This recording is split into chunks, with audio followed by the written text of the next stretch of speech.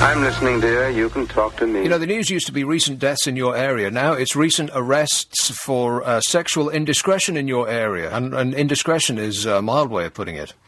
Am I the only person over 50 who has not been accused of raping or molesting anybody? I'm the only person left in the country over 50 who has not been accused of raping or molesting anybody. You're welcome. I do my bit. Oh, painful. Who's next? Let's make a list. Who do you think it's going to be, Amanda? There's nothing funny about it. Oh, on that subject, by the way, religious news. The disgraced former leader of the Catholic Church in Britain, Cardinal Keith O'Brien, has broken his silence to speak of the difficult time he has faced since his humbling admission of inappropriate behaviour with 4 priests and a seminarian. Cardinal O'Brien, who returned to his homeland of Scotland after some time away from the media spotlight in Ireland, said he had received plenty of support and forgiveness from the community after it emerged that he had been a long-standing relationship with a man, despite being an outspoken critic of homosexuality. Well, isn't that surprising? No. Not really. No. The man who is still technically, Cardinal Keith O'Brien, still technically Britain's most senior Catholic. Yeah. He was forced to retire by Pope Benedict the 16th earlier. There was a pause there while I tried to figure out Roman numerals. By Pope Benedict the XV1 earlier this year, after he admitted he was guilty of sexual misconduct. The former seminarian he's alleged to have abused was quoted as saying, "Keith O'Brien is giving the impression he wants a nice, peaceful little retirement now. My experience hasn't left me for decades, and as far as I'm concerned, this brings very much back into focus. It very much back into focus. I have an issue with Keith O'Brien, and it needs to be dealt with." That's what he said. Meanwhile, he's just going to go and retire and, have a happy life. If he was a television presenter, on the other hand. And on and on and on it goes. Painful. I think that, on an unrelated topic, I think that Nigel Farage has had something done. And every time I say his name, now, I'm not saying that this is the case with him, but I feel this wave of what's it called when someone's got bad breath? What's that called? Huh? Halitosis. Yeah, halitosis. I feel this wave of halitosis coming over me. Maybe it's my own. Nigel Farage. I think he's had something done. If you look at the pictures on the front page of the papers today, there's something different about him. Can you tell what it is? Huh? You don't know that he's had something done. It looks as though he's had something done. Either that's that only or your opinion, isn't it? Yeah. It looks to me, to my eyes. If I squint and use both of my eyes at the same time, it appears to me as though he's had his teeth cleaned. Because his mouth used to look like a disused cemetery. Let's be honest. Yeah, all his teeth going in, different directions, like headstones in a disused cemetery. And, more or less the same colour. No offence. None taken, I'm sure. Yeah. He doesn't care. He's got skin like a rhino. You have to have skin like a... Well, I'm sure he does. You have to have skin like a rhinoceros if you're going to make it in politics. Because I everyone's... thought you meant it looked like a rhino. Oh, well, that too, yeah. You are so offensive. I get it from somebody else. Yeah, I can imagine. imagine. Yeah. Well, it's not working with me. I'm a delight, as you know full well. Shut up. But it looks very much to me as though either the newspapers have been kind to him, because there he is with his gaping gob on the front page, and "Who's laughing now" is the headline over and over and over again. I suspect, and I base this on almost no knowledge of anything whatsoever, but I suspect that this is a brief moment in the spotlight. Enjoy it while you can. The BNP didn't have a very good election round. And guess what they've urged their members to do? That's right, have more sex. Now, what do you mean by that? Oh, I was about to eat a banana. Well, that's a little bit too much information. I hope you're going to cut it up before you eat it. I was, And actually. eat it with a fork, please. Going to pop it in some yoghurt. Yeah, mash it up. In fact, that used to be the name of a show that I used to do on a reggae station, Mash It Up. Eat a banana. Can you... She doesn't know whether to scream or eat a banana. The British National Party has urged its members to procreate after it lost every seat it contested in the English local elections on Thursday. I am not making this up. The BNP fielded 99 candidates, but it did not win a seat. It lost the only county council seat it held in Lancashire, leaving Nick Griffin's party with just 2 councillors. Poor Nick.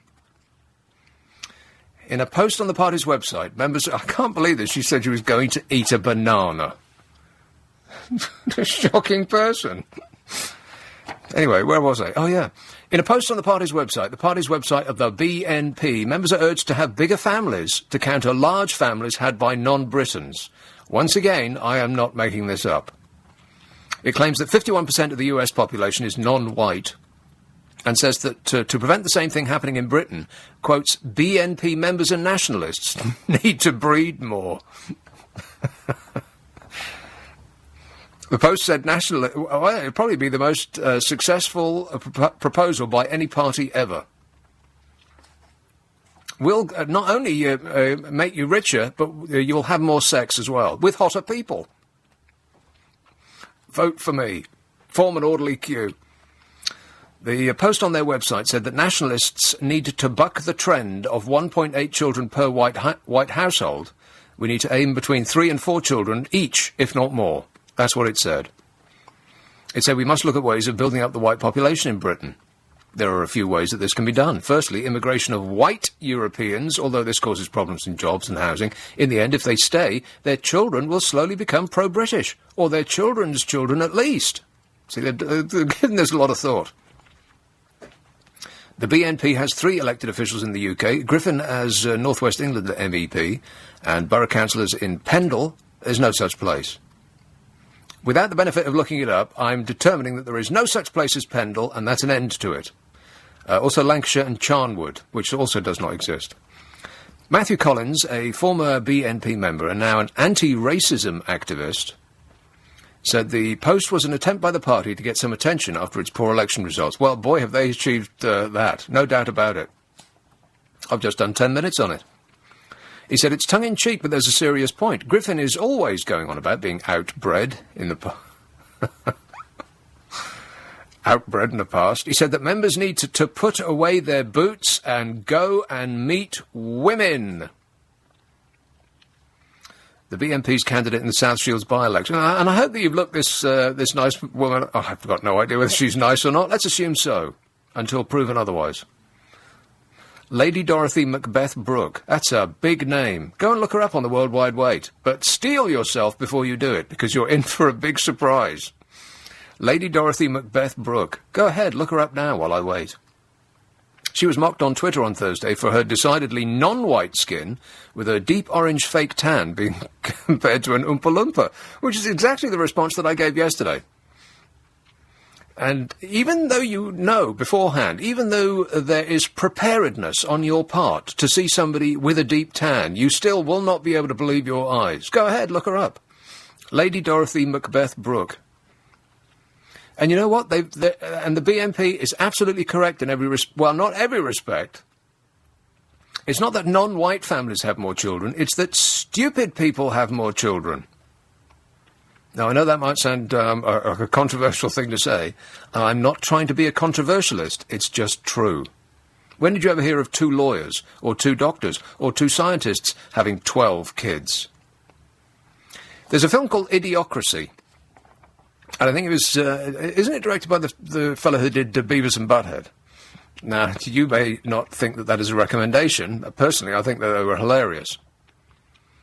And it's not a cartoon, but it's about a dystopian future, like 500 years ahead, when the population has grown to such an extent, or the stupid people in society have bred to such an extent that they have completely taken over. Which, if you extrapolate from the situation we have now, where very, very smart people have 1, 2 children, probably at most, and stupid people are having 12 and 15, and sitting watching Jeremy Kyle all day, or appearing in it, then that is the future that we're looking at. As stupid people breed more freely, the average IQ in the population will decrease. Of course, I mean, that's just a fact, Jack. The average IQ in the population will decrease as stupid people pass on their genes. And so it follows that right now, at this minute, we are witnessing the apex of the human race. What you're seeing around you now is as good as the human race is going to get. What a fabulous time to be alive. Oh, fabulous. Yeah, like I said. Fabulous. 0845 6060 973. You can text 84850. Email nicka@lbc.co.uk. And if you're on Twitter, it's @lbc973. Nick Abbott, LBC 97.3. LBC 97.3. Hi, I'm is London's biggest conversation with Nick Abbott. Orky/dorky. So this subject of happiness has come up again. Now, I haven't dealt with this for a little while now, so I thought, why not? People are miserable. Let's inject a little happiness into our lives. Rise, write a happy list, and shine at the office, says this headline. Stressed workers could improve their problem-solving skills by taking a few minutes at the start of the day to write a happy list. Now, that might sound like the epicenter of silliness to you, but believe me, it works. Well, you don't have to believe me. You can believe these experts. Stressed workers could improve their problem-solving skills by taking a few minutes at the start of the day to write a note about something important to them, a study suggests. Writing a short essay about the importance of friends and family, for instance, can counteract the damaging effects of chronic stress on the ability to complete tasks, researchers found. And you complete tasks more effectively, and your boss will notice and be impressed, and you will be promoted and given a rise, which will make you even more happy than you used to be. Stressed people performed almost, and it wasn't a little bit worse, it was much worse. Stressed people performed almost 50% worse on a problem-solving test, but their scores caught up after carrying out the writing task. The exercise could help stressed workers improve their creativity and raise the performance of struggling pupils. Rise, write a happy list, and shine at the office. So let's make a happy list. It's about a year since I did this, so I think it's okay to wheel this one out again. Let's remind ourselves what it is that we are happy about, and then we'll compare and contrast, and I'll read out the list towards the end of the programme. 0845 6060 973. You can text it if you like. It's 84850. Email. I've got a piece of paper ready.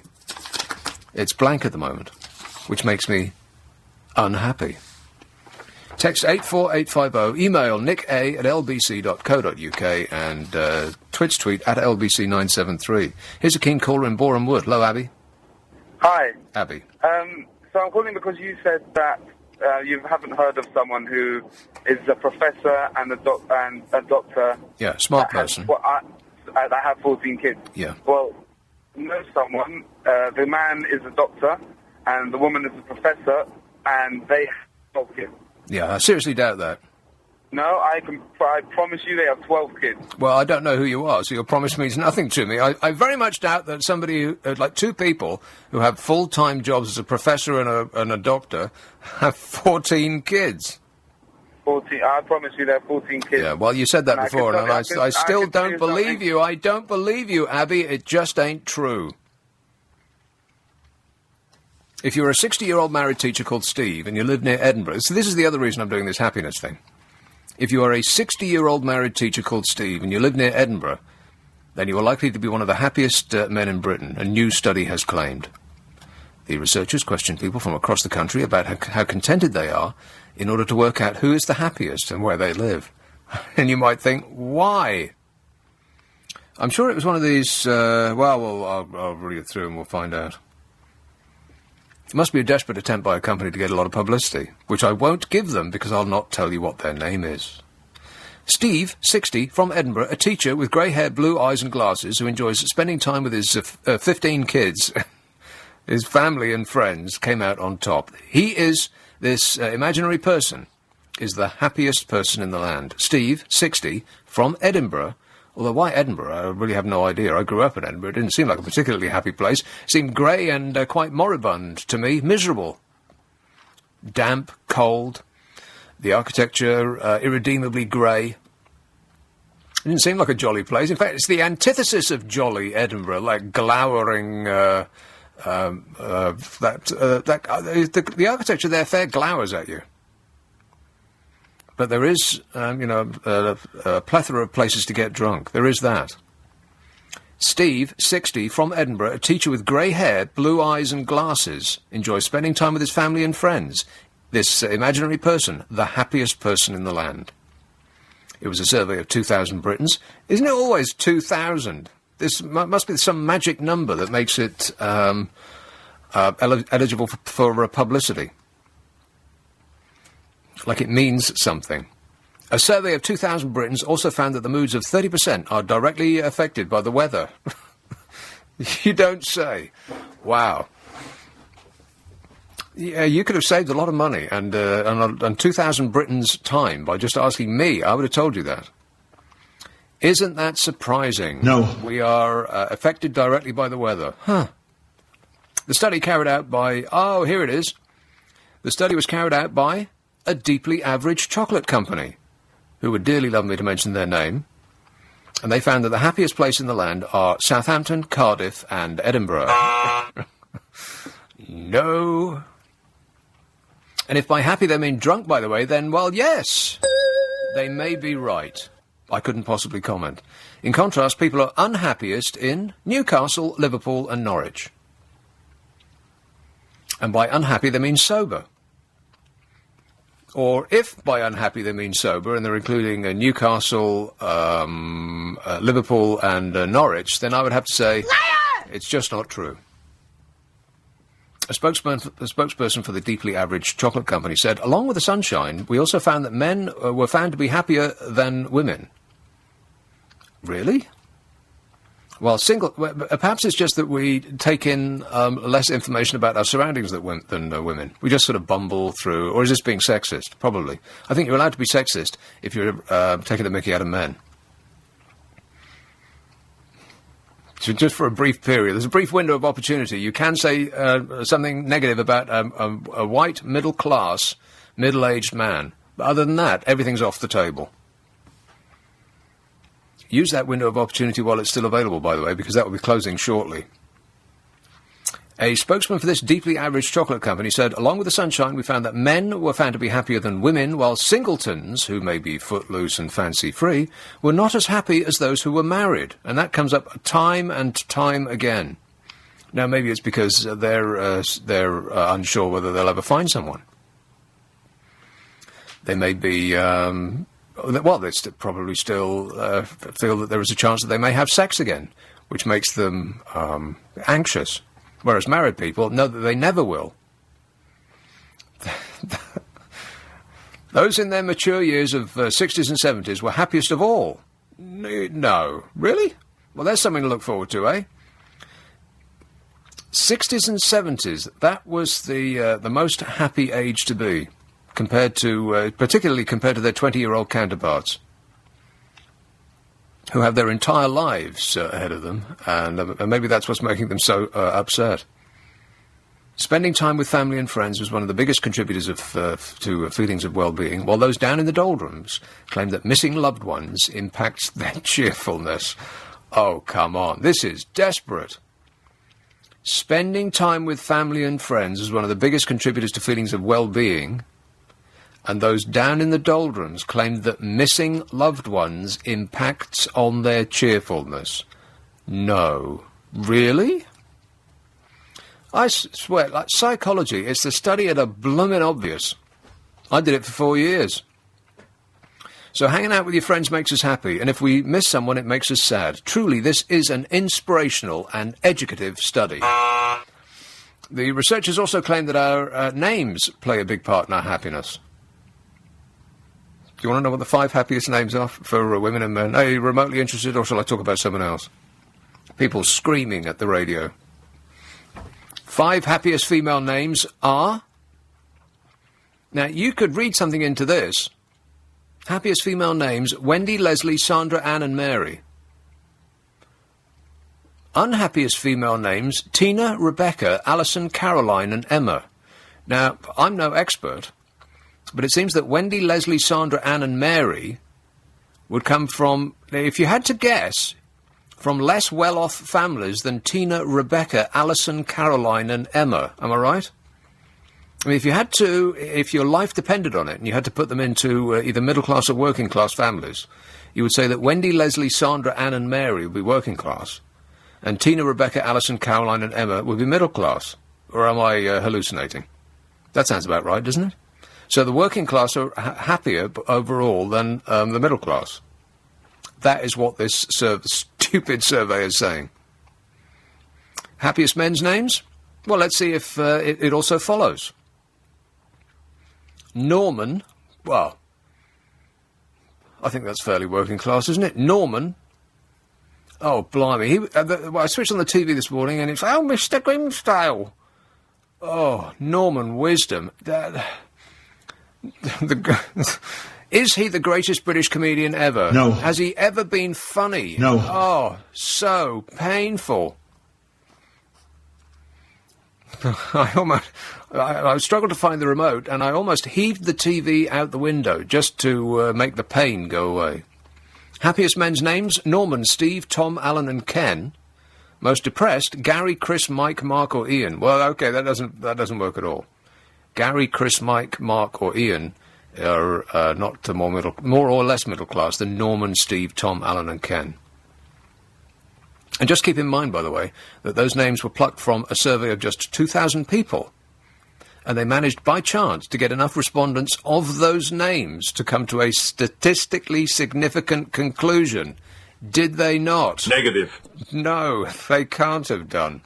They're making this stuff up. The survey further found that the lighter someone's hair colour is, the more it impacts on their happiness. In other words, blondes do actually have more fun. Blue-eyed people see things through rose-tinted glasses, and people who wear glasses are cheerier than those who don't. Well, I don't believe that for a second. And I bet that if you went out to the store and bought a deeply average chocolate bar from the company that did this survey, you would feel much, much happier. Correct. Yeah, I bet that's where they were going with this. Yeah. So, let's make a happiness list. Wow, this audience must be so grumpy that it's like off the scale. Not one single person can come up with a single thing that makes them happy, as in not one. Well, this audience certainly puts me in my place. OK, well, I'll go back to talking about Nigel Farage. 0845 6060 973. You can text 84850, email nica@lbc.co.uk. So, well, I was hoping that the subject of happiness might be the background of this show, but apparently not. All right, then try this. Things that you think you should like, but you don't. Shakespeare. I always feel like an idiot when I talk about Shakespeare because it just bores me to death. All this thee, thou, and I just can't bear it. Children should skip the slow opening scenes of Shakespeare's plays and go straight to the dramatic parts in the middle, a teaching union leader has said. Mary Busted, the General Secretary of the Association of Teachers and Lecturers, said that the start of the Bard's plays left to many pupils bored and gritting their teeth. Well, never mind about the start. What about the middle and the end? Instead, teachers, she said, should give children edited highlights of the best bits of plays, like a film trailer, to keep them interested. She wrote, "The trouble with teaching Shakespeare is not the distance between our contemporary use of language and Shakespeare's Elizabethan English, nor is it the complex and often frankly ridiculous plots of his plays. Sharp intake of breath all round. No," she said, "the trouble with teaching Shakespeare is that the bard is given far too much respect. Is it any wonder that so many students grit their teeth, learn the lines, and when the exam is over, remember Shakespeare only as something that had to be endured in pursuit of an exam pass?" Correct. It's exactly the way I feel about it. I feel that I should like and appreciate Shakespeare, but I just flat out don't. So similarly, is there anything that you feel that you should like, but you actually don't? He said, expecting nothing in response. Oh, don't worry about me. I'll just carry on, sitting here on my own. 0845 6060 973. Nick Abbott, LBC 97.3. It's 10:30. What's he got to be depressed about? Well, there's nothing on my happiness list, for a start. Let's see how we go. Edinburgh. Sandra. Hello, Nick. Sandra. You must be off your face delighted living in Edinburgh. I am totally happy living in Edinburgh. Absolutely love it. I'd never live anywhere else. Now, whereabouts do you live in Edinburgh? We live over near Kinnaird Park. Right, never heard of it. No, where's it's a big, shopping complex. Oh, it sounds delightful. Yep. A shopping complex, you say? Yes, it's up the road from us, and it's really good. And we can see Arthur's Seat from where we live. Oh. We can see the Pentlands, and we've got lovely views all around. And the architecture is stunning in Edinburgh. The thing with Edinburgh, like Absolutely apart from stunning. the architecture in the centre of the city, which is it is probably the best looking city in the country. I would have to say the most dramatic and endlessly fascinating. But all you have to do is drive 5 minutes out of Edinburgh, and you're in the scenery more dramatic than you could possibly imagine. Oh, definitely, yes. I mean, Scotland is actually one of the most beautiful places, I think. And I've lived all over Britain, and I've lived in New Zealand. And New Zealand is the only place I can really liken to Scotland. Very, very similar. Isn't New Zealand much more dramatic, though? Yes and no. Or did they digital it in for the Lord of the Rings? Yeah, I think they did some of it, yeah. I lived on the North Island, but I was sort of, any further and you jump off the end and swim to the South Island. Is that the island of the long cloud? Could be. When it rained there, it rained. No, I mean, isn't that the name of it? Isn't that the name of it in New Zealandish? I'm not actually sure. You lived there, Sandra? No, I lived in Taranaki, which was New Plymouth. And there, I mean, we had, you had Mount Egmont at the back of you, and you had the sea at the front, so you could go skiing in the morning, have a barbecue on the beach in the afternoon. Wow, that does sound good. I mean, it was absolutely fantastic. Why did you leave? Because my husband's work finished there, and so we came back to Britain. Right. And I think you chose well, Edinburgh.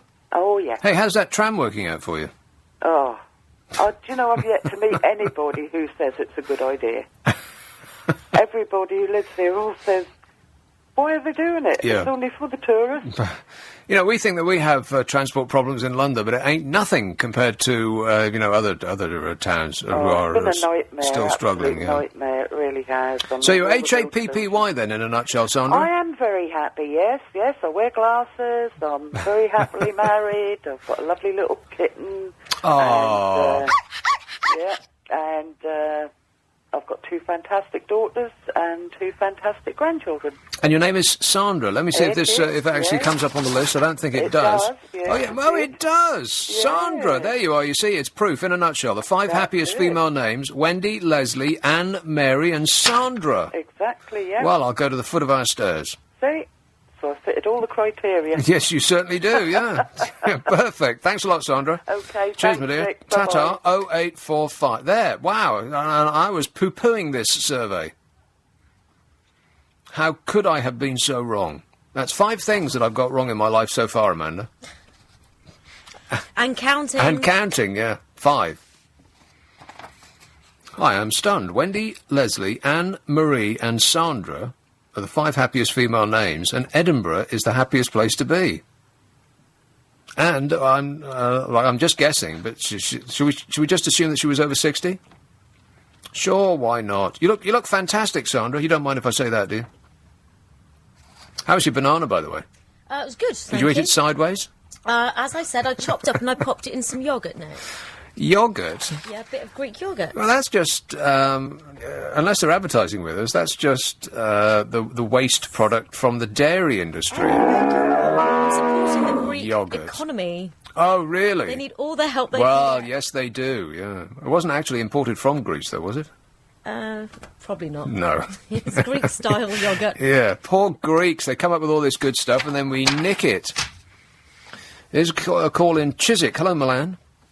Hi, Nick. Milan. Music, source of happiness. Whenever you listen to your favourite band, or you go to a concert, you get that energy rush, that adrenaline, and also it can work other ways. You just feel really, it's soothing, you feel like contentment, the rushing over you, and you just feel happy. Yeah, like bands like Slayer, for instance. It's so unfortunate about Jeff Hanneman. I was shocked. My jaw just dropped. And you know why he died? Liver damage. Do you know why? Well, liver damage. Yeah, but you know how he got liver damage? Oh, no, I don't know how he got liver damage. Well, have a wild stab in the dark. Is it excess drinking? Yeah, that's what I would have thought. But, if a rock star dies of liver damage, and the news is, by the way, and I would imagine that 99.9% of this audience have got no idea what I'm about to talk about, but there's a band called Slayer, and Jeff Hanneman, the guitarist, founder member of the heavy metal band Slayer, and he just died of liver failure. Now, that's the part that you may or may not be interested in, but what I'm about to say may shock you deeply to your core. Because if you heard that a rock star died of liver damage, you immediately would have done what Milan just did, and just guessed that he drank himself to death. And you could not be more wrong. No. No, he was bitten by a spider. A spider, correctamundo. Yeah. Died from liver failure while recovering from a flesh-eating disease he caught from a spider bite. Yeah. So it was just one of those freak occurrences. Actually, I went to a concert this evening, and then everyone was in that kind of collective spirit of, singing Jeff's name and singing Slayer, and even the band, the main band we're on, were just like saying, our thoughts are with Jeff's family. And it was like a nice community that's all come together, and that's what music does. So the concert was brilliant, by the way. Who was it? It's a band called Hatebreed. You probably haven't heard of them, have you? So, and the name of that band again? Hatebreed. Hatebreed. Yeah. That sounds like a happy band. From Connecticut in the US. Right. But yeah, music is new music just makes me so happy. It's the food of life. I like food. and especially if you play an instrument, because it's like when I strap my guitar on, it's like when I play it, it's like an energy cycle. The energy goes in me, and then it comes out through the guitar. No, that's just that's electricity. You need to rewire your plug. When you're saying that things people should like but they don't, I remember we had this, not argument, but we had this disagreement before in terms of films. Like, everyone reckons that I should love The Godfather and The Blade Runner. Well, I just don't. I just can't. Well, it's a perfect example. Blade Runner is supposed to be one of the classics of all time. And yet, I would guess that it probably hasn't been seen by very many people.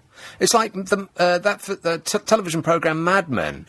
It's so influential, right. and people in the press, like fashionable people in the press, just write about it constantly, and the series is coming back, and aren't you very excited? And the answer is actually no, because almost nobody watches it. And being of Indian descent, apparently I should love chili. But actually, I don't. And the amount of abuse I get from not asking for my food mild, and the filthy looks I get is just incredible. But I guess I should like my food very. Well, you like what you like, and don't be swayed by opinion. This is an excellent start, and this is probably as far as it'll get. But thanks for taking part, Milan. Cheers, mate. Ta-da. 0845 6060 973. So there are some films that people do feel, well, you should have seen, A, and B, you should have liked. And The Godfather and Blade Runner are two of those. Now, I happen to have seen both of them several times, and I like them a lot. But it doesn't mean to say that everybody does. It's just that there is this sense that you should do it, like Shakespeare. Here's that story about the chap from Slayer. Jeff Hanneman, the guitarist and founder member of the heavy metal band Slayer, died of liver failure while recovering from a flesh-eating disease he caught from a spider bite. He was 49. Founded Slayer with a guitarist called Kerry King, 1981, passed away yesterday. A spider bite. They were one of the big four thrash metal groups, Megadeth, Metallica, Anthrax, the other three. And he'd been suffering from necrotizing fasciitis. I I presume that that's how you pronounce it. It's a flesh-eating disease believed to have been contracted from a spider bite. And he had it, and he got bit in 2011. In an open letter on the Slayer's website, described the devastating impact the disease had on Hanneman. There was talk that he might have to have... this is not a happy story in any way, shape or form, and will make any... If you feel fearful of spiders, this is just going to make it worse. Check under your pillow, check under your... and never sit on the lavvy in Australia without checking first. An open letter published on the website said that there was talk he might have to have his arm amputated, and they didn't know if he was going to pull through at all. Well, it turns out he didn't. He was in a medically induced coma for a few days and had several operations to remove the dead and dying tissue from his arm. It had been about a year since he got out of hospital, and since then had to learn to walk again. This is all from a spider bite. And he had several painful skin grafts, had been in rehab doing exercises to regain the strength in his arm. He had been making progress with physiotherapy and was writing songs again, and now he is no more. Slash from Guns N' Roses tweeted tragic, shocking news about Jeff. He's going to be missed by so many. Rock and roll! Spider bite. Can you believe it? There's reasons to be unhappy. It's reasons to be happy that I'm after.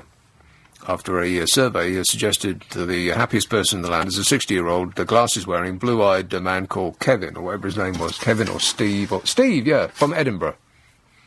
So, and also a psychological study in the States suggested that if you get up and write a happy list, you will actually perform tasks 50% better than you would have done ordinarily. There must be something in it. So let's make a happy list. It's a long while since I did this, and every now and again, you know, the news cycle will come around, and suddenly we're talking about happiness again. Unless you want me to do another 3 hours about Nigel Farage.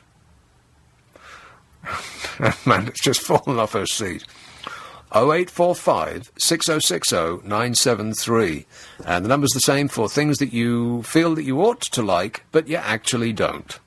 Nick Abbott, LBC 97.3. Hi, I'm Paul Deven, CEO of Please hold the line, I'm trying to connect you. Yes, here is a caller in Reigate. Hello, Alan. Good evening, Nick. Boy, oh boy, you did make me laugh with that happiness quotient that you were espousing. I am HAPPY, baby. Wow, yeah, I'm an Alan, and I'm in my 60s. Oh, yeah, wait a minute. Is your name on the list? Yeah, I was in the happy list. Yes, so you are. Norman, Steve, Tom, Alan, and Ken. Yeah, and I had light brown hair, which is now silvery white. Yeah. Do you wear glasses? In my 60s. I wear glasses. Right. And contact lenses. Just, you know, I like to sort of sort them around. And do you come from Edinburgh? I used to live in Corstorphine, where that's the place where coal comes as sex. That's the place where what? Well, you know, they used to think that sex was where coal came in. Sex. You should know that. Sex was what coal came in. Yeah, oh, painful. Yeah. I know, but that was one of the funniest things they used to say about Corstorphine when I first went to stay there. I know Corstorphine quite well. I know you do. Just down the road from Murrayfield and from the skating rink when I used to skate. So, yeah, and, well, hit the happiness bill right on the head, really. So does this have a ring of truth about it, that people in their 60s and 70s are much happier than they were in their 20s? I would definitely say so, because in your 20s and 30s, you're scrabbling up any greasy pole you can get up if you're in a career of any sort, which I was fortunate or unfortunate enough, depending on how you care to look at it. And by the time you get into your 60s and you've got yourself where you hope you would get to, and you get retired and you get your pensions and various other things, and you haven't got all the commitments that you used to have when you first took your mortgage out and your pension, your insurances and all that sort of stuff. Yeah, I would say definitely. Well, I wonder if this is predicated on people being financially secure by the time that they got to that age, which, of course, the generation who is at that age now are quite likely to be, as opposed to the generation that will be 60 and 70 in from now on. 22. Yeah, who probably aren't. Yeah, it's exactly that, and I think it's also the health is wealth thing. If you manage to retain your health, and you walk and you do other things, you still play a bit of sport or golf or, snooker or whatever it happens to be, you do snooker. A connection. Oh, yeah, I love snooker. Well, it's not really a healthful pursuit, though, is it? In some No, dank but it's good basement. company, Nick. It's people. It's not. I mean, golf's not about golf either. It's about a 5-mile walk and in good company. Well, that's true, And socialising afterwards. Yeah. That's really the whole. It's not like they play golf down south, which is all about I'm a member of this club. Scottish people tend to play golf for the company and for the golf itself. Well, that's a deeply racist thing to say. Oh, I'm Alan. terribly racist. Being a Scot, I'm Scottish and I live in England. But if anybody ever asks me what I am, I'm Scottish. Yeah. And you are as well. Well, I'm half Scottish, half Welsh, 100% English. Yeah, well, there you go. But anyway, it was just, you made me happy with your badinage, and it's really great, and I think everybody who listens to you probably feels the same. Well, who knows? I'll never get to speak to any of them. They refuse to call. But thanks a lot, Alan. Yeah, Cheers, they'll mate. call you now. All right, okay. Cheers. And now I'll get a slew of callers saying, "Oh, you seem so lonely." Don't pity me. 0845 6060 973. Here's a call in Aldershot. Hello, Yvonne. Hi, Nick. Yvonne. Hello. How you doing? Yes, I'm fine. I'm not on your list, unfortunately, but No. I've got two things that make me so happy. I love going down my local dump with rubbish, and I love my bus pass. Okay, can you explain the former? The local place where you take all your rubbish and all your garden rubbish, and they've got a great big, like a hanger, and they sell things in there that people take down the dump. What? Yes, they do. First of all, I wish it was called something else. Well, other it than a could dump. it probably has got a posh name, but that's what I call it. The recycling centre. Ah, no, that's better, yes. In that stinking midden, they actually have a shop that sells things. Yes, they do, yeah. Why would anybody want to hang around and browse? Well, it's just quite friendly and quite happy, really, and they have some quite nice things. Well, like what? What do they sell? Well, I'm not sure because I've never bought anything, but it's quite good, you know. Yeah. You So go you've down heard. there and... So you've heard, yeah. Oh, well, no, I did go in there once. Well, it's and what did you what did they have there then? Furniture. Oh, I see. They had two organs, two great big, these pedal organs in there. And I thought that was quite good. What, like a church organ? Yes, they had two. Yes. What, in case somebody wanted a pair? Maybe. Maybe. One was a bit bigger than the other one, but the big one was fantastic. You could, you pedal it up and down and... So somebody had actually taken two organs to the dump? Yes, absolutely, yes. Somebody had taken a table and 8 chairs down there with leather seats on them. And they'd just thrown them away? Thrown them away. Yep. Well, that seems like madness. I mean, the high street is full of nothing but charity shops, and they'd be desperate for that kind of thing, you would think. That is my point exactly. Yes, they should do. But there you go. That's one thing. And the other thing is my bus pass. I absolutely am so happy with my bus pass. I go everywhere. You know, there was that's a form of transport that I never liked. I used to travel by bus when I was a school child, because that's where you get to school. Yeah. And then up until this point in my life now, I've avoided bus travel if at all possible. And I would rather have walked. But just recently, I have rediscovered the bus, and I'm a huge fan. Good, yes. You know what makes a massive difference, and it actually makes bus travel like a pleasurable and quick option, is the app that tells you when your bus is due. I think it's lovely. I can get right down to Maidstone to visit my sister for nothing. Absolutely nothing. I can go all the way by bus. Changing. It takes a long time, but I've got time, so... There we go. Huh, Maidstone, eh? Yeah. Well, you'd need a good reason to go to Maidstone, let's be honest about it. Yeah, I agree there, but I've got a good reason. Yeah, getting out of Aldershot. Yeah, I agree there too, but Yeah. there we go. Wow. OK, well, you sound happy to me, Yvonne. I'm happy, yeah. All right. Good work. Yeah. Thanks very much. Cheers, my dear. Thank you. Ta-ra. 0845 6060 973. And I'm right about that. The thing that has opened up the possibility of bus travel to me is the app that tells you when your bus is going to arrive. Because it used to be the case, and, well, it still is if you ain't got no smartphone, that you would stand at the bus stop and you would never know, even if the bus was going to arrive. But it gives you hope. It gives you something to look forward to. Oh, it's only 26 minutes till the number 3 comes around the corner. I can't believe that they're so accurate. What are you saying? It's not me. Somebody texted us, and I thought it was quite clever. Yvonne isn't happy. She's down in the dumps. Oh. Listeners with material. That's what makes me unhappy. Thanks for that. No, whoever invented the way that you can tell when a bus is going to arrive is a flaming genius. Thank you for that, on behalf of everybody that uses it. And it's free, too. Can you believe it? No. 0845 6060 973. You can text 84850, email nicka@lbc.co.uk, and if you're on Twitter, it's at LBC973. Some texts and emails about things that make you happy. Spike says, I am a happy Millwall Football Club fan. And I'm happy because they didn't get relegated today. And that my ambition to live forever seems to be going okay. Well, so far so good, eh, Spike? Unless you texted that while you were crossing the road, in which case we need an update. Just in case. Hayley says, my kids laughing bring me happiness. And the big G in Scotland, see you, says, I like nothing more than going to a remote glen on a sunny day and lying in my hammock with my wife. Why is your hammock in a remote glen?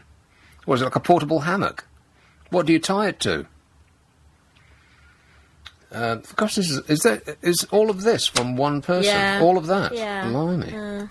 That's like an overabundance of happiness. It certainly is. It's a plethora of happiness. Yeah, I think I think Kitty, you protest too much. I'm happy, she says, happy because it's spring at last and the blossom trees look wonderful. Yes, they do.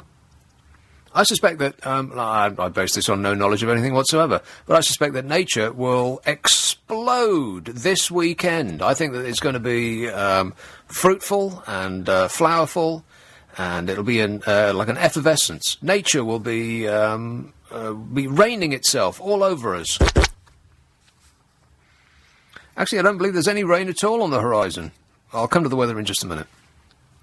I'm happy because it's spring at last and the blossom trees look wonderful, she says. Happy because I'm loved by a good, kind man who shares my life and interests. Really? Anyone you know? Happy because I can still pay the bills, have enough to eat, and have a little cash left over for fun. Oh, yeah. I can remember fun. Can you remember fun, Amanda? Just about. Just about, yeah. You've got a picture of it on your smartphone, haven't you? She says, I'm happy because I've got some contact lenses and don't have to wear my specs. Oh, I am so glad that I don't have to wear... I was one of the first people in the country to get the eye surgery. Let me explain to you in gruesome detail about my eye surgery, my laser eye surgery, because I was one of the first people to get it, and I'll do that for an hour after the news. And I'll take you through the process, step by step. Have you heard me tell this story? I want to say yes, just because Right. you don't, but I haven't heard No. it. OK, well, there's something to look forward to, isn't there? No. No, not really. Now, if you've had laser eye surgery lately, then you ain't had nothing, because I had it when people were still like doing it with a rusty nail. I'll just read the end of this email and then we'll go into the news. Happy because I got contact lenses and I don't have to wear my specs, and happy because I've always been able to do jobs I've enjoyed, or maybe I'm just too stupid to think about all the things that make me miserable, says Kitty Clare, which is a very happy-sounding name. 0845 6060 973. Nick Abbott, LBC 97.3. I really like you. Do you like me? Forecasters are predicting that Bank Holiday Monday will be the hottest day of the year so far, with temperatures expected to creep above 73 degrees. Woohoo! That's going to beat temperatures in some sunny European destinations. Corfu, what a scorcher. The warm weather is likely to continue tomorrow with highs of 20 degrees centigrade, that's 68 F, and the day will start cloudy but brighten up in the south and be cooler in the north. The warmest day of the year so far was April the 25th, when temperatures climbed to 73 degrees. It was 73 degrees on April the 25th. I don't remember it well. And forecasters believe that Monday might be even warmer than that, or at the very least match it. Hallelujah, a bank holiday that is actually nice. I am stunned. Meteorologist Paul said that while the temperatures over central and eastern England are expected to be in the low 20s, it just might climb above 23°C in London and East Anglia. He said there's a chance it could be the warmest day of the year so far. Temperatures will be higher than Italy. Not southern Italy, northern Italy. He said the capital and East Anglia can expect the best weather Britain has to offer this weekend, with some mixed conditions elsewhere. Which is having the usual knock-on effects. The warm weather expected to see a surge in demand for barbecues. Meanwhile, Superdrug has reported an increase in demand for beauty products such as false toenails, wax strips and fake tan. Well, that's all been used by that nice lady from the BNP. Have you found a picture of her yet? Go ahead, look her up on the World Wide Web, but steel yourself. I double dare you. Hay fever sufferers may struggle this weekend. High levels of pollen expected across England. The pollen count will increase as temperatures heat up, with the worst conditions expected to be on Sunday and Monday. People in the southeast will be particularly badly affected. Just in time for going outside, eh? Things that you are... you get the feeling that you should like, but you actually don't. Shakespeare was the thing that started off this conversation, and this message says, I agree with you about Shakespeare. Trouble being, instead of just modernising the language, his fans have made a fetish out of what is now a half-foreign text. Well, that's always the way it seemed to me. It's not really English like we know it, and I just don't get it. I feel so stupid. The other thing that springs to mind, it says here, is that anything that comes under the category of organised fun, for example, fun fairs, nightclubs, laser quests, and so on, the merest suggestion of them guaranteed to make me grumpy, says Matt. Things you feel you should like, but you actually don't. 0845 6060 973. Really? Thornton Heath. Hello, Sam. Hello. I was thinking that things that I should like, but I don't. I don't like computers. What's not to like about computers? I don't know. Just switching them on and going through it, and just sitting at a computer by a computer. It's just so boring. It's like you could be doing so many other things. I completely agree with you. It's just like having a television, sit and watch a telly all day. Oh, well, no, wait a minute. Look at a computer screen all day. Yeah, it's like that, isn't it? Well, hang on a moment. You can criticise computers all you like, but don't you ever criticise television. No, I'm saying not all programs. Some programs are not interesting, but some aren't. It depends what you watch. The thing with I'm not saying television... The thing with computers, more than anything else I've ever tried, is that it makes time disappear more quickly than anything. It can just, like an entire day can go, and you can achieve nothing. It's almost as though I have to restrict my my access to it, and on days where you don't turn it on, there's almost this feeling that there's something this nagging feeling that there's something missing in your life, that you haven't checked your update, mate. Oh, there was something about people who get addicted to Facebook and Twitter in the newspaper. You ever been addicted to Facebook or Twitter, Sam? No, I never use it. No. The only thing I've got of technology is a smartphone now. I hardly use the apps and things. I just speak, and I don't text very much. Right. Because I have looked up data on it, which is quite useful. Looked up things, medical stuff if I need to. Medical stuff? Yeah, you know, sometimes when you've got a twinge here Yeah, and there. no, never look up medical stuff, Sam. Go immediately to the doctor. Don't look up stuff on the World Wide Web, because you'll find that whatever you look up, you're convinced that that's what you've got. Yeah. The plague, you know, everything. And I don't like digital cameras. You know, you can't focus properly with those. I just like a normal camera. Right. Okay, You're well... trying to focus and you can't focus. Yeah. Oh, and I like want on to this say show. about what makes you happy. I think eating what you like makes you happy. Yes. You don't have to worry about calorie counting. You just eat and enjoy the nice food. Correct. And I'm not saying be dangerously obese, but No. I'm just saying Enjoy why worry food. about calories? Exactly. It's this this obsessing about food that ruins people's lives. And it won't make you thinner because you do nothing but think about food. You know, you work out the calorie content of a pea. I actually know somebody who did that. Yeah. All right, good work. Thanks a lot, Sam. Cheer up, my dear. A study found that Twitter users who used positive, easy-to-read messages that contain news and other factual information gained 30 times more followers than grumpy, self-centered tweeters. 30 times more followers than grumpy, self-centered tweeters. Previous research had suggested that following and being followed by influential users like celebrities and the frequency and timing of tweets were the key to growing a following on the site, but these findings suggest that the content of tweets is more important. Did you hear that? The content of what you say is important in communication. Who'd have believed it?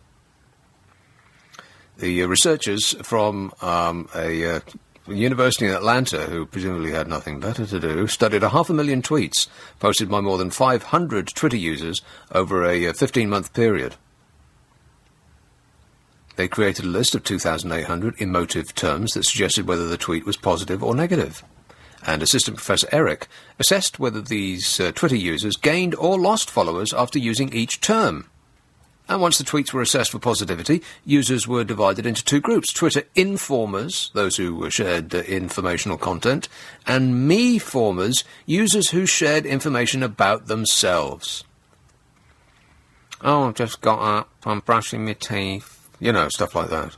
Oh, I've had me breakfast, it was quite nice. You know, things like that.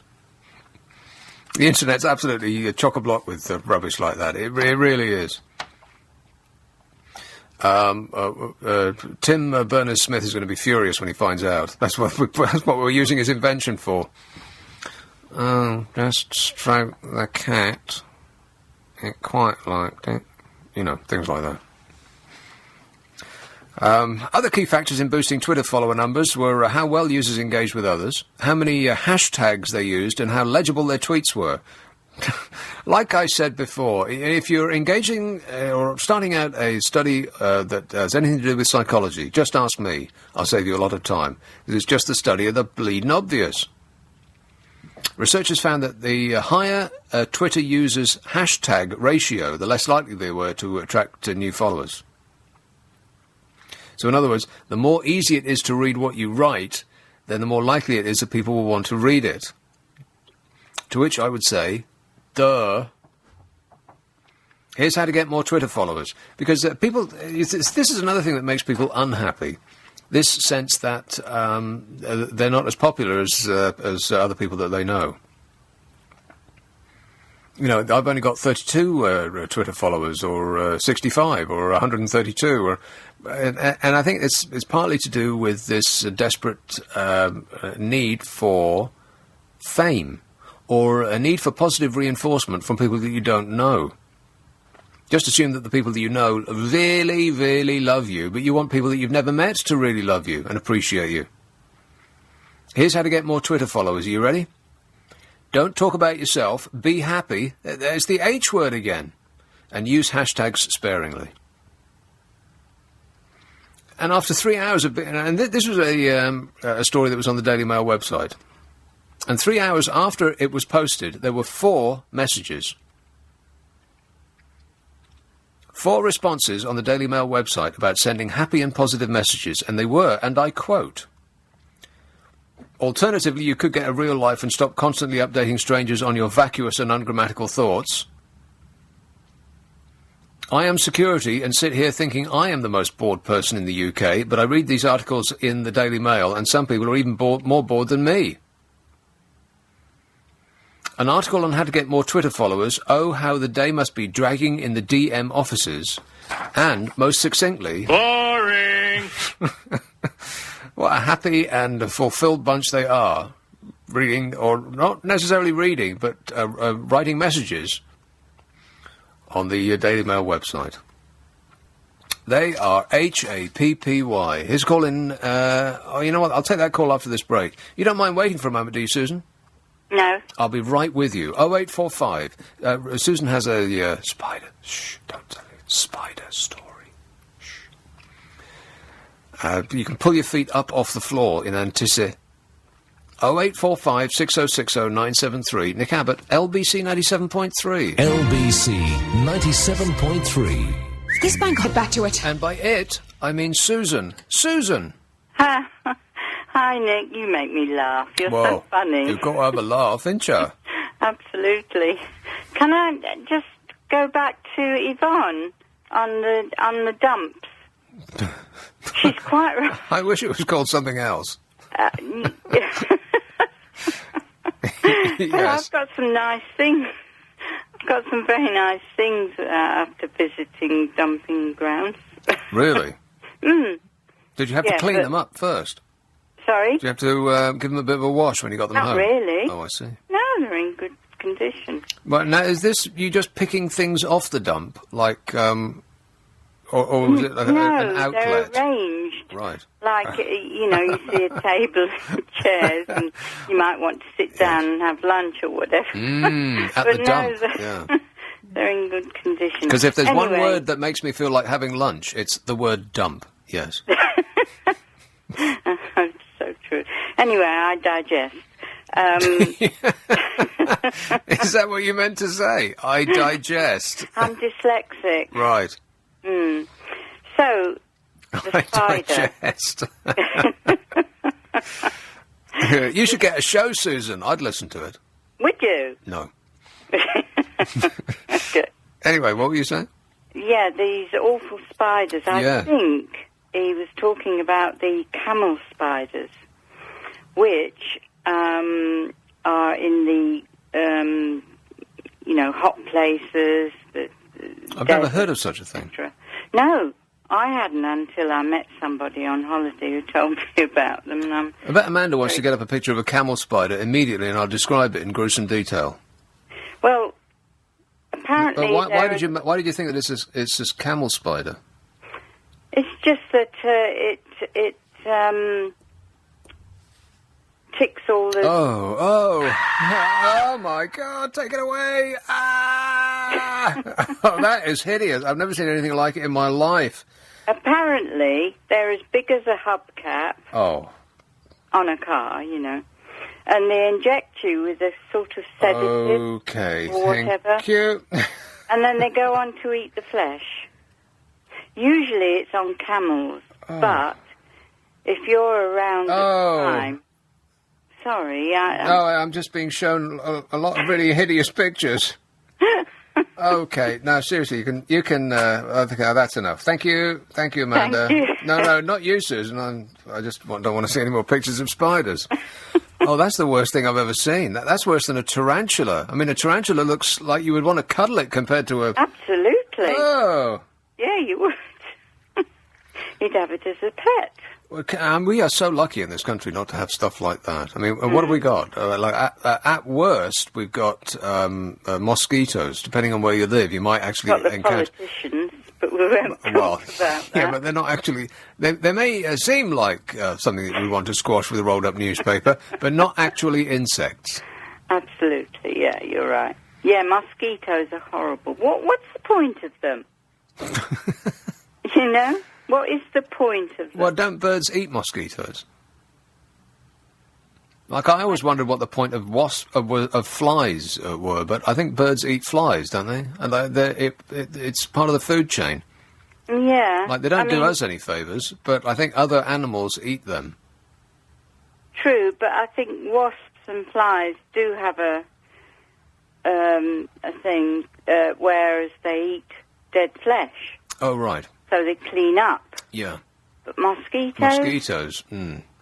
They just irritate things that are alive. But if they suck your blood and then get eaten by something else, then you are passing on your fresh, delicious nutrients to something higher up the food chain. You know, maybe like a Tweety bird, for instance. Well, that doesn't make me happy. No, but it'd make the Tweety bird happy, and then, you know, if it was a blackbird, for instance, and it sat outside your window chirruping away with its, charming tune, then that would make you happy. Yes. You know, like I think if you weighed all of the mosquitoes on Earth, they would actually come to, quite a decent meal. Yes, I'll take your word for it. Yeah. But I've got a mosquito bite as we speak. Well, you know what's good for that? What? I don't know actually what it's called, but it's a tiny little thing that looks like a miniaturized asthma inhaler, and you press a button on it, and it delivers a little, like an electric charge. It just doesn't involve cream or anything like that. It clicks and then produces an electric charge right over the... it's like a little zap of electricity, like a small bolt of lightning. And it actually works, much to my amazement. Wow, I've not heard of that. But I've please, heard most things. But please consult a registered physician before even thinking about using one. I will. All right, well, thanks for the horrific news, Susan. Cheers for that. Sorry about that. All right, ta-ta. Beware. 0845. So it could be. I don't think it could be worse, unless you're talking about the alien monster. That's the worst thing I've ever seen. Can you please get that picture off the screen? I just wanted you to get some scale. It's not that big. Well, that particular one is about is just larger than a fag packet. But presumably, 20s. Yeah, not a 10s. It could. That just might be a baby. Yeah, I think... It's big enough. It's plenty big enough. Can you please get them off the screen? You wanted me to get them off. Yeah, and now I'm asking you to get them off. Make up your mind. We don't do abuse here. This is not the BBC. It's LBC. 0845 6060 973. You know what's going to make you mad? Facebook. I've just explained how to get Twitter followers, and it's basically stop telling people about your own dull existence and pass on information.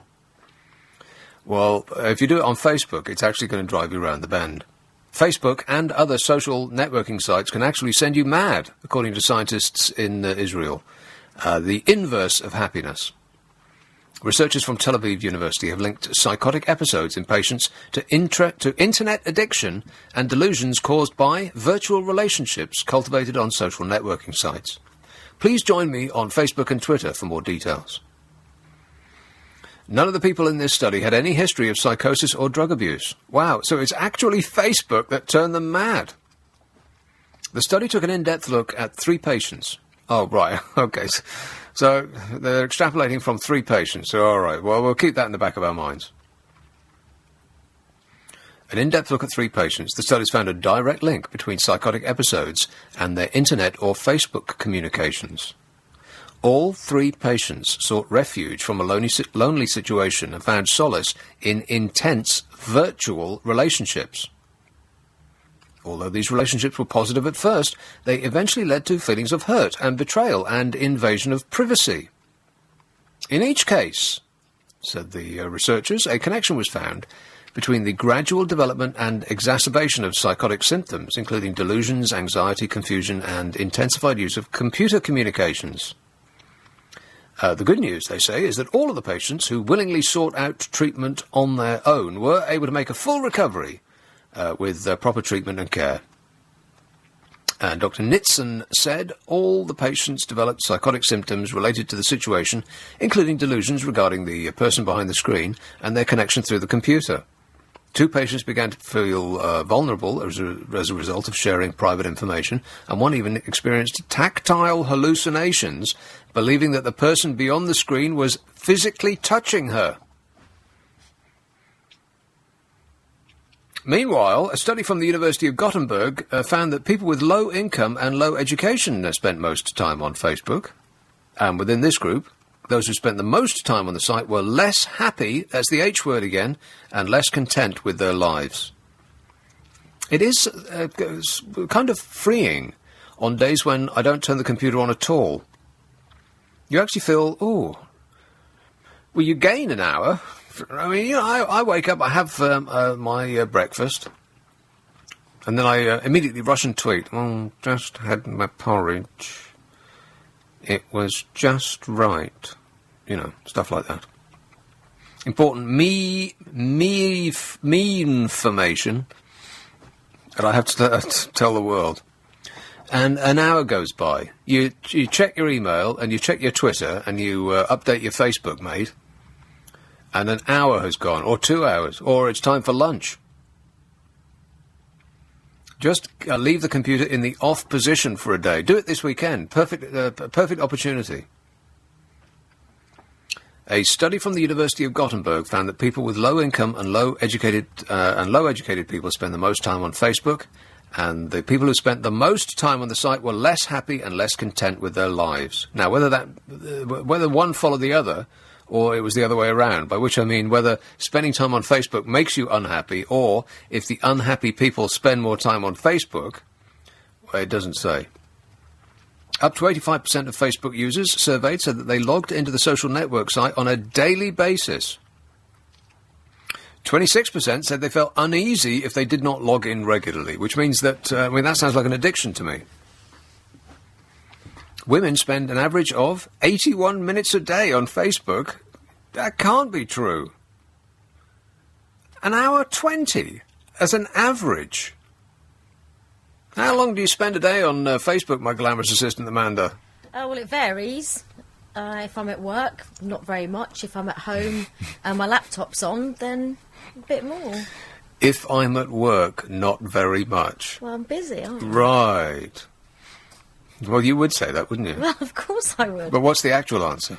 OK, collectively, I don't spend long on Facebook when I'm on there, but I might just have a quick glance every now and again. Yeah, a peek. So let's say, collectively, 15 to 20 minutes on an average. Now, I would imagine that most people would say that, but if you actually add up the amount of time, if you put your stopwatch on it, you would probably be amazed at how much time you waste just dithering around on the pewter. Men spend 64 minutes a day on the site, on average. Women, 81 minutes a day on average on Facebook. And the more you use it, the less happy you are. Now, it doesn't follow that using it makes you less happy. It just might be that if you are less happy with your life, you might be more inclined to use Facebook. But, you know, the psychologists don't tend to think things like that through. They just blurt out the information and come to one conclusion based on the facts as they see them. 0845 6060 973. Text 84850. Email nicka@lbc.co.uk. And if you're on Twitter, it's at LBC973. Spiders. On the subject of spiders, it's called a camel spider because it's got the hump all the time. Like I said before, listeners with material. This one says, "Oh no, last time you spoke about spiders, I was itching all night, and they'll be creeping around soon," says Mikey in Hackney. Well, when is the period at which spiders come out? I thought it was autumn. Aren't they always out? Nick, I always check under my pillow, like I'm a child, before I go to bed. I always check under my pillow and under the sheets, because you don't want them, biting you in the bedroom area. This one says, Nick, surely it would be worse if spiders were very small. This way, at least you can see them coming and attempt to run away. It would be worse if one had stalked you down and you didn't realise it until you'd been bitten. They stalk you? I don't think I want to talk about spiders anymore. It's not making me very happy. 0845 6060 973. Nick Abbot, LBC 97.3. This is, I said that already. The time is 11:30. What in places goes on inside that head of yours? Yeah, so there was a person from a teachers' union that said that children should not have to suffer through Shakespeare. And I could not agree more. Ridiculous language. It's just, it's painful. I've always felt that, but I've always felt that I shouldn't feel that. It's one of those things that you feel that you should like, but I actually don't. And on that subject, this message says, regarding things that I feel that I should like but don't, Adele. I just don't get what the fuss is all about, it says. Yes, she has a good voice, but please don't shoot me down in flames if I dare to say that she's only okay. Yeah, I've always felt the same. Adele. Only okay. Average at best. Another one. Things that I should like but I don't. Anton Deck, says Simon in Windsor. Everybody seems to love them, like beyond measure. They do absolutely nothing for me whatsoever. And this one, very controversially, says, I never quite got the Beatles. And I sort of know what you mean. Like, there's a couple of tracks, which I don't think I've ever... I bought one Beatles album, and it was Sgt. Pepper's. But it was only because they'd just released the anniversary album, and I saw it cheaply, and I thought, oh, well, I might as well have that. And I played it, I don't know, a couple of times, if that. They're all right. I mean, I know they were the first and all, but do people actually sit down and listen to the Beatles records? Things you feel that you should like, but you don't. 0845 6060 973. I can't stop people talking about this whole spider thing. Here's a call in Harrow. Hello, Ellie. Hello. Ellie. Hi. I've loved the show tonight, and I know you sounded very lonely at the beginning, but you're not. Do you want to talk about spiders? Well, not really. Oh, no, neither do I. My son came home about 10 years ago with a white-kneed tarantula. A white-kneed tarantula? Yeah, well, I didn't get very close to it.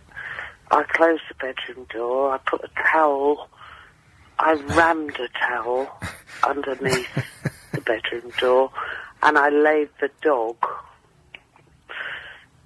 down. He got rid of it eventually. Well, you made the dog a spider guard dog? Absolutely. Do you think that the dog... Well, what kind of dog was it? Oh, it was a little rescue dog. Yeah. But what kind of dog was that? There was a bit of greyhound, a bit of... well, we don't really know, really, but he was fabulous. Right, but it wasn't one of these silly handbag dogs that people like Paris Hilton... Okay, it was like an actual proper dog. Yeah, okay. But wouldn't that dog just hightail it out of there as soon as it saw a spider? Aren't all creatures fearful of arachnids? Oh, don't say that word. Well, you brought it up with your white-kneed tarantula. Well, not with my white-kneed tarantula. How would you let your son keep a spider in the house? I didn't have any choice. He made up his mind. Him and his mates were in his room about 3 meters away from here, and I was terrified. But when you went to sleep at night, did you not think, oh, I wonder if it's escaped? No, it only stayed in the house one night. Oh, the spider did? Yeah, the dog stayed for 12 years. He was fabulous. But where did he get it? Where did he get it from? I bought it from a pet shop. Apparently they sell them. I think it's not good. Well, I think it's crazy. Why would what kind of a pet is that? Exactly. What pleasure can you get from something that could kill you? Freaking out your mum. That would be the only pleasure that you could get from it. Well, I think that's what gave him the pleasure, really. But I'm a bit of an allergy person, and I got this really big lump on my leg about a month ago. Went to the doctor. I think it's a spider bite. Ooh. And what did the doctor say? Well, the doctor gave me anti-allergy stuff. And how are you doing? I'm fine. I'm still alive. Now, you were talking about happiness earlier. Yeah. A quick swerve to the left. Yes, happiness. Yeah, well, I'm very good at swerving. And, you know, you're supposed to be happier in your 60s and 70s. So they say. Well, I've just turned 60. And? Hardly stopped crying since it happened. Oh, right. Big surprise birthday party and all that. Now, is that crying with happiness or...? No. Being touched by how many people were coming. Oh, I see. I had a surprise birthday on my 50th. It damn near killed me, the surprise. I was stunned. I've never been so stunned in my life. Yeah, me and all. You should be, if you're holding a surprise birthday party for somebody, be very, talk to their GP first to make sure they don't have a heart condition. Absolutely. Because the surprise might be that you kill them. But, it was wonderful. And now I'm starting to cry again. Oh. It just made me cry. It was brilliant. But, you said you're happier in your 60s and 70s. Well, it's not me that's saying it. It was a survey that suggested that was the truth. And you would agree with that, would you? I think it needs to be altered to say people were happier in the 1960s and 70s. Well, and I'm coming across being really depressing. Oh, dear. And I'm sorry for that. Well, that's all right, Ellie. Well, thank you for listening. No worries. You go and have yourself a nice cup of tea, all right? I will do. That was quite dismissive of me, wasn't it? Yes, it was. Go and have an alcoholic drink, or just put your feet up, have a fag, No, whatever. I've got a bottle of Buxton water. Not to Hilden, Buxton. Buxton water. Yeah. Okay, well, enjoy it with my compliments. Well, you bought it. I've really enjoyed your show tonight. Well, I appreciate that, Thank Ellie. you. Thanks very much. Cheers, my dear. 0845 6060 973. A white-kneed tarantula. It's okay, Amanda. I don't need a picture of it. I can imagine it. Are you sure? Yes, I am absolutely 100% positive. Yes. I do not need a picture of any more spiders. But thanks anyway. Thanks for being so eager to freak me out.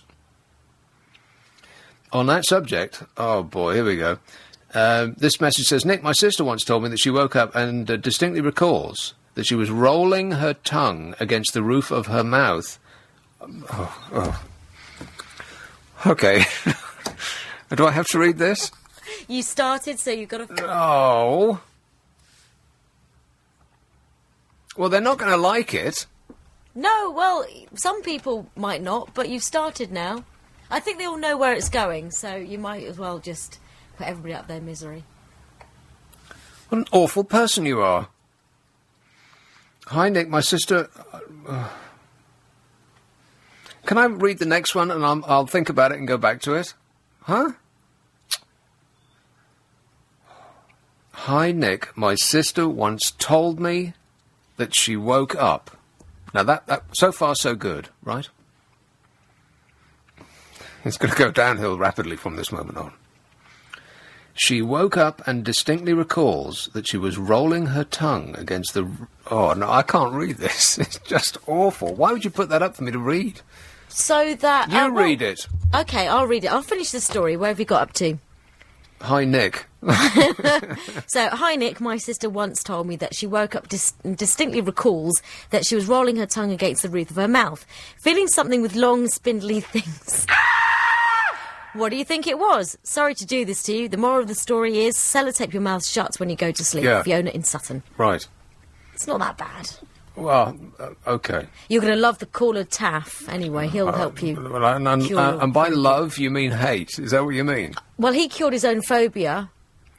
Well, it's not a phobia. It kind of is. No, not really. People are frightened of spiders for very good reasons. If you're frightened of an alligator, it's not a phobia. You just don't want to die, that's all. A phobia is something where you're frightened of something unreasonably, without reason.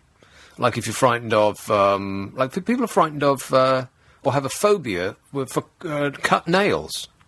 Like, if you're trimming your nails and you leave them in the sink, it freaks some people out. Now, there's no good reason for that. That's a phobia. But if you're frightened, but if a tiger is approaching with a mean look in its eye, that's not a phobia. That's just you don't want to die. You understand the difference?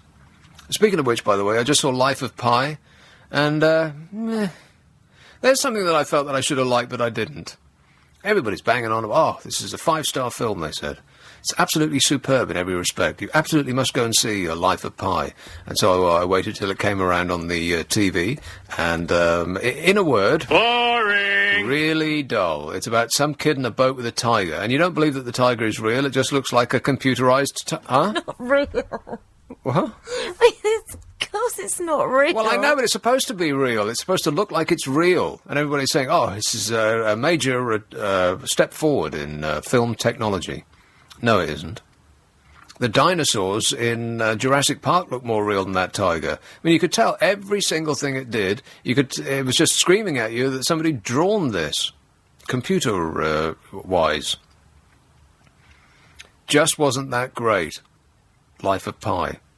On the other hand, I went to see the theatre just the other day, and it was probably the worst seats of anything that I've ever sat in my life. They were absolutely shocking. And when I picked them up from the box office, I was quite pleased. Row B in the balcony. I thought, oh, wow, that sounds like great seats. Terrific seats, row B in the balcony. Couldn't have been more wrong. Because there's the stalls, which you're familiar with, and then there's the grand circle, and then the circle, and then the upper circle, and then the balcony. I'm not kidding, it was 3 floors up. And it was so vertiginous was the slope in the balcony. I mean, for a start, it was so high I could actually reach up with my hand and touch the roof of the theatre. That is how high I was, and that was freaking me out, just that. But the slope on the balcony was so vertiginous that the head of the person in front of me was at my foot level. That's the rake we're talking about. So, to obscure my view, the person in front of me would have to have been 20 feet tall. But that's okay, because there were other things to obscure my view. Because the rake was because the slope was so massive, so steep, they had to have health and safety barriers up, through which you could not see the stage. So I either had a choice of looking above the safety barrier at the back half of the stage, or, well, not half is a lie, actually, the back third of the stage, or below the safety barrier for the middle third. The front third of the stage was completely invisible to me because you just couldn't see it. Worst seats I've ever had for anything, and yet it was one of the best shows I've ever seen. And this was a thing that everybody's saying was brilliant. It just won something like 7 awards at the Olivier Theatre Awards, and everybody's just banging on about how fantastic a show this is. If I ever get seats to go and see it in a proper seat, I'll be back there instantly. You should definitely try and go and see it. It's called The Curious Incident of the Dog in the Night. Utterly, utterly brilliant. And I say that having seen almost none of it through the safety barriers from about 6 miles away where my seats were located. Shocking, shocking seats. Brilliant, brilliant show. This is Nick Abbott, LBC 97.3. This bank holiday weekend at Homebase. 7.3. This is London's biggest conversation with Nick Abbott. Would you mind telling me what this is all about? Yes, amongst other things, it's about things that you feel that you should like, but you actually don't. There seems to be an agreement on many and various different things that we consume one way or the other, that people have come to the general conclusion that this is something that a reasonable person would like. And yet, we find that it ain't necessarily true. And Shakespeare is the reason that I started talking about this. A teachers' union representative said that children should not have to suffer through Shakespeare, or not all of it anyway. And I couldn't agree more. It just fills me with the dread and pain, just the very thought of sitting through, or especially reading, any Shakespeare. I just can't stand it. This message says, as a music enthusiast, I tried hard to like Queen when they burst onto the scene. From repeatedly listening to their debut album to seeing them live at the classic Hammy Odeon Christmas gig when I was invited, it all just left me cold. So I gave up, says Larry. Yeah, I've agreed with pretty much everything everybody has said so far. Me too. I feel I've tried to like Queen, just because I sort of gave up, and but people kept banging on and on and on about them. And I thought, well, okay, I'll give it another go, and another go, and another go, and then just nothing works. Repeated listening did not make my heart grow fonder. And if you didn't like the first album, well, that was probably a good point to give up, because after that it was all downhill. I want to break free. Oh, spare me the pain. Here is Barry in the Vale of Glamorgan. Hello, Taff. Hi, how are you? Good, thanks. I'll lead you in gently. This social networking when you're feeling sad. Yes. I suspect that's true. I think there's a correlation there. I've just been through a reasonably acrimonious breakup, and I find myself on the dating sites a lot more than I used to be. So now, when you say dating sites... Yes. So you're not talking about Facebook or Twitter? Oh, no, to go on the computer, I mean, I don't. But in these past few weeks, yeah, I check my Facebook page, right, and then I'll move on to plenty of fish. Now, now, does it mean that actually working on the computer makes you unhappy, or is it that you are unhappy so you spend more time on the computer? I suspect it's more that I was unhappy and went onto the computer to... you can't go to the pub and whinge like you can on Facebook and expect your friends to still be there at 9:30. Yeah, I suppose so, yeah. You know, you could have a real good blast on there and nobody cares. I mean, the stuff I've listened to, I thought to myself, get a life. And then I'm the poor sod watching what they're saying. Right. And so did it actually improve your mood any, or did it make it worse? No, I don't know. It allowed me to unload. So, right. I mean, personally, I don't know. I don't want to draw any conclusions. Just know that it was worth blowing off some steam. Yeah. Okay, I get it. But spiders. Yes. I had, for the longest time, an absolute terror of the things. A quick true story. I was sat upon the toilet reading a book, as is my wont, and a spider fell from the ceiling and landed in the pages. In the pages of the book? Of the book. Now, instead of doing what most normal people would do, is close the book. Yeah, snap it shut. Yes, and end the worry. I broke the world record standing jump. I took off from that toilet and didn't stop until I headbutted the cupboard at the end of the hall. Right, that thing frightened me. It was a big spider. Yes. But it was cured because, as an electrician, I took a job as a street lamp technician. Right. Now, I kid you not, in this country, the one that you're sitting in your little warm studio, less than 50 yards from you, there'll be a street lamp. Mm-hmm. In that street lamp, there will be a warm transformer, there will be a residue of water in the light bulb holder, and there will be a spider roughly twice the size of your hand. No. Oh, yes. With legs as thick as your fingers. No, they don't bite with any venom, but they do bite. And they do protect their area with quite vigorously. How do they get up there? I mean, what is it in their tiny little spider minds that thinks, oh, here's a gigantic pole, I'll see what's on the top of it? Smell of water and the warmth. Remember now, these spiders want only a place where they can hunt and feel safe, warm, and where there's water. The only reason a spider would go into your mouth is to drink. Every night, the average human eats 2 spiders. No. Oh, yes. No, that's not true. Look it up, my friend. It is true. Right? Are you looking this up, Amanda? I'm convinced that can't be true. It is true. You were talking to a man that actually went out during the days of the video shop and hired arachnophobia 5 times in a row every night for 5 nights. And each time we got to the bit where the spider bit the crow that was carrying it, I switched it off and ran away. I am now at the point where if I see a spider, I greet it, and if it doesn't come anywhere near me, it's fine. If it does, I pick it up and put it into another room. So when you were doing lamp posts, were you wearing gloves, or, I mean, how did you protect yourself? Well, you don't protect yourself. I mean, you can't wear gloves, especially if you're talking about a nice, sharp, frosty morning in early February, March, because you can't fiddle with the transformer screws or get the lamp cover off. You have to go up you warm your fingers up, you get on with the job. To begin with, the first 200 or 300 times you see these things, you are horrified, and you use a long screwdriver to jab them away, and that's when you actually realize these things can actually bite. Not to bite you and poison you, but they can give it a grip. And as we're sitting having this conversation, like I'm feeling like a bit itchy, and like I'm feeling something on my head, and I'm just So you're freaking me out, Taff. So you should, but I tell you now, I did the job for almost 9 months. Oh, I learned my lesson. They are quite spooky. They are quite freaky. And in this country, so your assistant, I'm afraid, is right. Right. You have a phobia. Spiders in this country cannot harm you. Well, but that's not true. It is true.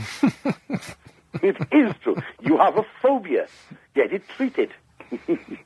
Okay, thanks a lot, Taff. Cheers, mate. Thanks for making me feel even worse now than I did before. And you know what? I just glanced over the desk. Yeah. And, there's a tangle of... everywhere you look in a radio studio, there's a tangle of wires. And just out of the corner of my eye, there's a tangle of wires over there, and I almost shot out of my seat. I can still see it now. I'm going to fix it during the course of the news. I'm going to put it on the floor or something. So what did you find out?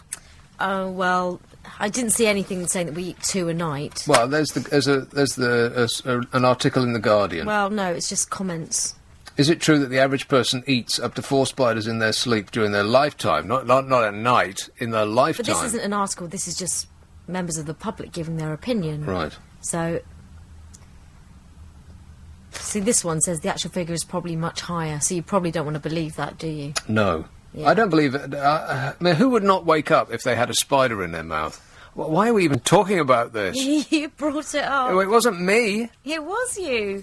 I think if you wind back the tape, it must have been somebody else. There's no way that I would have brought this up. You did. You brought up spiders. And you asked me to get a photo up of the... Yeah, well, that's a mistake I won't repeat. Yeah, I've never seen you more keen to do anything in my life. I'm always happy to help you. Yeah, exactly. 0845 6060 973. You can text 84850. Email nicka@lbc.co.uk. I can't concentrate now.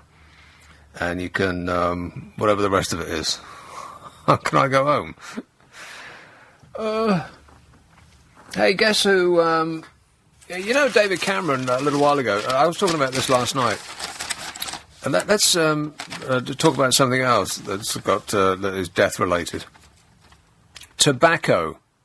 David Cameron said that lobbying was going to be the next scandal. Well, it may have started already. The Department of Health civil servants met lobbyists from the cigarette manufacturer Imperial Tobacco before the government shelved proposals to introduce plain packaging laws this week. It can be revealed. Huh. The lobbyists warned the health officials that the plans could cost the Treasury hundreds of millions of pounds in lost income. 2 representatives from the Bristol-based British tobacco giant, producers of Davidoff, Gauloise, West, John Player Special in Golden, Virginia, met 3 economists from the Department of Health and its tobacco program manager in January of this year.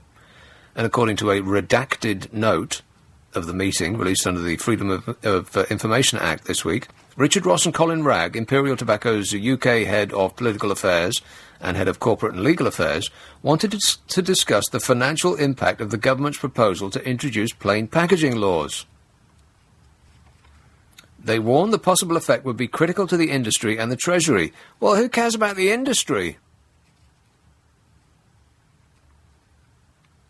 It said the Treasury lost £3 billion last year in unpaid duty and VAT on illicit tobacco, and warned that for every 1% increase in illegal tobacco, the Treasury could lose £110 million plus. But then you might think, well, they would say that, wouldn't they? The lobbyists added the proposals would result in the losses of several £100 million. And then they stressed that 70,000 jobs rely, either directly or indirectly, on the tobacco supply chain in the UK. I don't believe a word of it.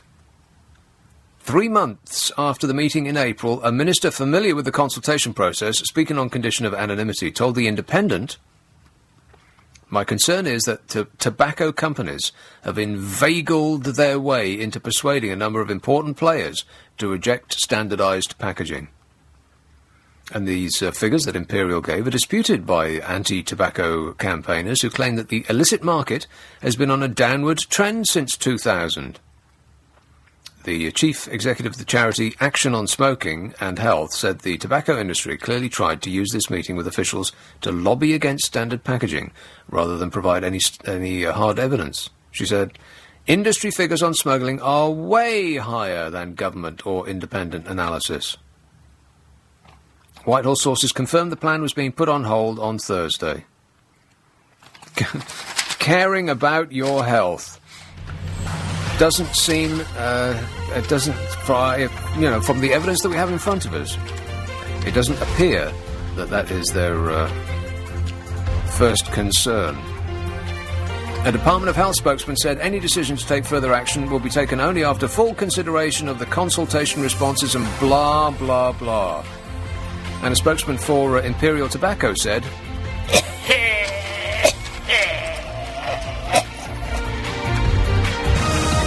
"Are you trying to tell me that this is your act?" I'm so glad, by the way, that the Shard is no longer the dominant force on London's skyline, and that there's a better-looking building. It's not quite as tall, but it may have, just because of the nature of its shape, it might actually have a bigger floor area. They're calling it the walkie-talkie. I don't actually know what the building is called. I was mentioning this last night. It looks great. Much to my amazement, because when I saw a drawing of it, when I saw a drawing of a building that was wider at the top than it is at the bottom, I thought, how on earth did they get permission to build that? What an outrage, I thought, and I was completely wrong. That's one of the things that I've been wrong about. 4 so far. But it looks terrific. Not quite built yet, but it looks great. The walkie-talkie, whatever that's called. Excellent, excellent, excellent. Because that's what London skyline needs. More interesting, tall buildings clumped in the same place. Not scattered hither, thither and yon. And by the way, that tall tower that's by St George's Wharf, the latest edition of that megalopolis, that ever-expanding thing over there by Victoria. Or Vauxhall, rather, not Victoria. That's the only good thing about that whole development. It looks good, that big tower. The rest of it still looks like advancing alien spaceships. Hideous. And it's so big. How did they get permission to build that? You go to your planning department and you ask them, you say, "Excuse me, I'd like to build a little return on my kitchen. Just put a little glass box on the outside of my house so I can, so more than 2 people can fit in my kitchen at the same time. Pretty please with sugar on top, may I?" And they'll say, "Well, that's tricky." Well, first of all, they'll take 6 months to think about it. And they'll probably say no. But on the other hand, if it's a gigantic development, they almost always say yes. I took a boat up the Thames just last week, and the amount of shockingly awful buildings that front the Thames is just incredible. How on earth have they been given permission to build those hideous blocks of flatlets? Tiny little flats with the front rooms the size of corridors and no cupboards to put anything. Hideous, laminated, floored, clacky, charmless places. Awful. And they're all the same. It's as though they've been designed by the same person. And by the way, as an architect, how ashamed must you be of yourself that you have prostituted yourself in that manner to design these hideous places? They've got the coloured metal panels and the floor-to-ceiling of black shaded windows, which just look like developments of death. There's almost nothing on the Thames that looks good. Have you noticed? These giant international corporations, these property developers, have essentially just taken over London. How have they been allowed to do it? Almost no building at all on the Thames looks good. And to think that they actually wanted to knock down Battersea Power Station. It's about the only thing that actually looks good on the Thames now. That and Bankside. Buildings that were thrown up in the, 30s? Something of that order. Almost nothing that they built since that fronts the Thames has looked anything close to as good as that. It is shocking. You know, we do think that the 60s threw up some hideous buildings. We think about council developments from the 60s and hideous concrete brutalist buildings. But the stuff that we've thrown up lately, worse, much, much worse. It's got absolutely no charm or artistic merit of any kind whatsoever. And how they've been allowed to get away with it, I think, is a scandal in the making. Never mind about lobbying being the next scandal. How about... I've forgotten what the word is. Permission to develop? What's that? Planning? Planning, yeah, planning. Planning is the next scandal. Well, we'll add it to the list of next scandals. How have they been able to get away with it? These giant multinational corporations with hundreds of millions of pounds to throw at people who make decisions. I wonder. Here's a call in Orpington. Hello, Ray. Hi, hello, Ray. Tread softly, for you tread on my dreams. I mean, along with early Doctor Who, Shakespeare and Queen are my holy trinity. Really? Yeah, I mean, I'm also, I don't put spiders on quite the same level, but I'd never harm one. You remind me of Burl Ives. You know, Harm there was an one? old woman who swallowed a spider that wriggled and wriggled and tickled inside her. You remember that one? Yes, I do. Now, when you say you like Queen, do you mean Disco Queen or Seven Seas of Rye? Well, I like the 70s and the 80s. Well, all of it, really. Oh, I mean, not the disco stuff. I'm not really into disco, but the one you mentioned, I Want to Break Free, is one of my favourites. Yeah, well, that's Obviously. disco. I want to break free. Well, no, it's not. It's more rock than disco. Not really, It no. doesn't have that banal beat that most disco has. But actually, I mean, toward changing your mind, I mean, didn't you say that you hated opera and then you changed your mind? Yes. Well, yeah, I did. Well, I went to see... You know, it's a great thing, actually. They simulcast operas into cinemas. I didn't actually go and see an opera in person, but I saw the simulcast in a cinema of Eugene Onegin. Oh, yeah, Gien and Jagen, to be really... I knew you were going to correct me. Gien and Jagen. Yeah, something like that. It looks like Eugene Onegin. Yeah. And it was good. I was amazed. I could not believe that I liked it. So maybe I like opera now. I have a go at Faust. That's my favourite, Gounod. That was the most popular opera in the world in the 19th century, and then it became old-fashioned, but now it's making a comeback. But, I mean, I thought I couldn't stand rap music, you know, but 14 years late, I've just discovered Eminem, and I found myself buying his greatest hits, which I thought was impossible. So you can change. M&M. Yeah. But, I mean, you don't sound like somebody who would be well, exactly. That's what I was amazed urban at. music. What I did, I started collecting the number ones. I've got up from the beginning right up to the 2004 I'm on at the moment. So I started getting these, and I'd heard of him. Kids have been telling me, you know, he's really good and all that, but I thought, rap, load of rubbish. And actually, the words, I mean, there's a kind of anarchic, sort of obscene energy about it, but it is actually quite clever lyrics. So, I mean, I'm not going to buy anybody else, but, I mean, I was quite impressed. I mean, what I've really tried to like... Some of those lyrics are excellent, but some rap songs, not so much. Like a hip, a hippie to the hippie, a hippie hip-hop, but don't stop rocking to the bang-bang boogie. Not so great, that one. That's right, yeah. I mean, what I've really tried to like, I mean, but they bore me to tears, are the James Bond films. I mean, I've seen them all, I've got them all, but with the exception of From Russia with Love and Goldfinger, you know, they just... I'm trying to see what people are seeing in them, you know. I mean... You're not the first person to say that, because I've had some texts and emails that say exactly that. And I mean, I can't like sport, watching or doing. Or what? You know, I just... What, any sport? I quite like swimming, but not competitively, because I wouldn't win. But just when you say you like, you mean watching it or doing it? No, doing it. I wouldn't like watching it. It must be so boring. I mean, just you couldn't see who was who anyway. Just see these heads bobbing up and down the water. Well, yeah, but let's face it, though, if you're not actually racing when you're swimming, all you're doing is just paddling about, splashing. You're just bobbing up and down, right? Well, you're just getting wet. That's all you're doing. Well, yeah, I mean, or you can sort of, you can be sort of socialising at the same time. Another thing... Socialising? No petting in the pool, Ray. That's one of the rules. Right. No petting, no bombing. But the very thought of computer games and Facebook fills me with ennui.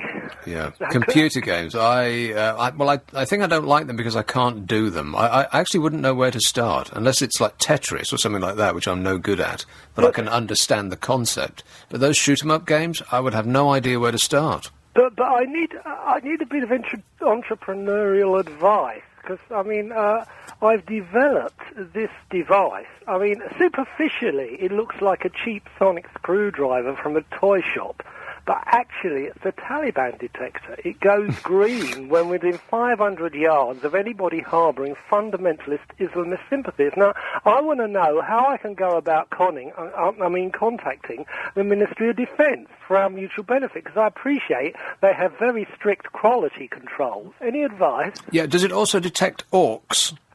I think that's with the extra. You have to do sort of supplementary thing, sort of a plug-on thing that goes red. I think you need something. Yeah, blue and in the presence of orcs. Oh, yeah. blue. You probably got a different company's one. Then. Well, I wish you the best of luck, Ray. Okay. Cheers, mate. 0845 6060 973. This is because I'll just read this article again. Children should skip the slow opening scenes of Shakespeare's plays and go straight to the dramatic parts in the middle, a teaching union leader has said. Essentially, like in a nutshell, kids just, and I do too, find Shakespeare... Boring! So boring. Partly because I've got no idea what he's banging on about. Like, if you try and read it, I'm constantly reading the footnotes to explain to me what the meaning of what it is I've just read, and I just can't get through it. Mary Boosted, that's her name, General Secretary of the Association of Teachers and Lecturers, said the start of the Bard's plays left many pupils bored and gritting their teeth. And like I said before, it's not just the start, it's the middle and the end parts too. Teachers instead should give children edited highlights of the best bits of his plays, like a film trailer to keep them interested. Just tell them the story, because the story is sometimes great. It's just the language in which it's told is painful. I could never go and see Shakespeare on the stage, and I do feel as though it's something that I should like, but I just can't. And so, are there any other things are there any things that you think that you should like, but you don't? 0845 6060 973. By the way, did you notice, it seems so long ago now, at the beginning of the show, I did ask for a list of things that make you happy. Because this subject comes up every now and again. I haven't dealt with it in a while. But there's been a slew of stories about HAPPY-ness. And suggestions, I've had not a lot. Well, some by text and email. So text and email? Yeah. Callers? No. Not so much. It's not a text-in show, it's a phone-in show. 0845 6060 973. Nick Abbott, LBC 97.3. A quality kitchen, an elegant bathroom. With Nick Abbott. When do I have a complaint? Who pulls the clips from the Nick Clegg show to stick in that little thing there? Because they always pull ones that make Nick sound so sad. Oh, poor Nick. Don't they? They always, it's either some woman calling in saying, "Oh, I suppose you think that what I do as a mother is rubbish, don't you?" It's like attack. Poor Nick. That's what I think when I listen to that. I think poor Nick. Maybe they should call it poor Nick. Yeah, that's right. I'm sure he enjoys it, really. It's just that it seems to whoever's doing that seems to be plucking the most embarrassing bits. Poor Nick. Happiness, HAPPY-ness. Texts and emails. The thing that makes me most happy is listening to my children playing in the next room, unaware that I can hear them. Skyfall was an awful film. The story of the Emperor's Clothes comes to mind, says Ivan. But that's what I thought when I first saw that film. I thought, everybody was just saying, what an absolute work of genius this is. It's the best Bond film ever. That is what they said. And I thought, oh no, it's not. I hated it when I first saw it. I came out nonplussed. Which is not good when you've spent actual money to go and see it in the cinema. And then when it came out on TV, I thought, well, the clamour around the film had not abated. I thought, well, Oh, all right, then. I've got nothing else to do. I'll just watch it again. Which sounds like a stupid thing for a person to do, but I did it. And this is one of the reasons that you should never pay attention to reviews. Because a person's opinion of whatever it is that they've just seen is clouded, or perhaps changed completely by their state of mind when they watch it, or the circumstance in which they've seen it, what the people around them are doing when they're watching it, etc., and so on. And if they see it again, they might completely change their mind, as I did. Maybe you should try seeing it again. Because I liked it so much that I saw it again. Skyfall, one of those things that you think that you should like, but you actually don't. Everyone says curry is Britain's favourite meal, says this one, and I should like it too, but I don't. Please tell me those spiders are not here, says Carol in Ruislip. Ruislip? No, not there, Carol. Hi, Nick. Working on my home-built car makes me happy, and I feel I should like football, but I can't stand it. A home-built car? It doesn't sound like a good idea. And finally, for the minute, there is nothing that I feel I should like and can't stand... There is nothing I feel I should like and can't stand people following the crowd and liking things because they're popular. That sort of makes sense. Almost. I think I get it. Just about. And that's pretty much the end of that. Oh, there's two more. I might as well just wipe this up and then carry on to something else. Being grumpy makes me happy. Just ask my kids, says this one. And my pursuit of happiness continues. So until I find it, I will carry on feeling privileged to eat food made with love, enjoy countless belly laughs, and embrace connections with special people, says Miriam. Here's a call in Greenwich. Hello, Greta. Hello, Nick. Greta. Good evening. Is it Greta or Greta? Greta. Greta. Yes. Shakespeare. Yeah. I think my first introduction to Shakespeare was in about 1947 in the Eagle comic. And the what? In the Eagle. The Eagle. Eagle. I thought you said evil. Yeah. No, Eagle. And they had a Macbeth. It was wonderful, in pictures, in colour, and with those sort of balloons that come out of the mouth with sort of... speech bubbles. Yeah, speech bubbles with sort of reduced script, and it was wonderful, and that was my... I knew that I liked Macbeth, so when I was about 14, we did... that doesn't seem like something that they would put in the Eagle. I thought the Eagle comic was all about World War II heroics. Well, it was a real mixture as far as I remember, but it was my brother's comic. But, I used to read it as well. Yeah. And they did Macbeth. Macbeth, yes, it was wonderful. I can still remember it to this day most vividly. And we did it for GCE in about 1956. Yeah. And so I already knew that I liked it. And so I'd had an earlier introduction to it, which was helpful. But... well, it helps to know the actual story, and that helps you pick your way through the morass of language. Yeah. Yes, I must say, I find it really difficult, and I think a lot of children find it difficult to actually read a play. Mm. But a good introduction to Shakespeare is Lamb's Tales from Shakespeare, where I don't know what her name was, Mary and Charles Lamb. They wrote the tales from Shakespeare in story form, which gives a historical background to, and the actual... What, sort of like cheat notes? Is that what you mean? It's a proper story. It's a proper story, a tale about, for instance, if you look up sort of Hamlet, what are you looking through there, Greta? Well, I was just looking. I've got this beaten-up old book from about 1918 that I inherited from my aunt, and it gives you a synopsis.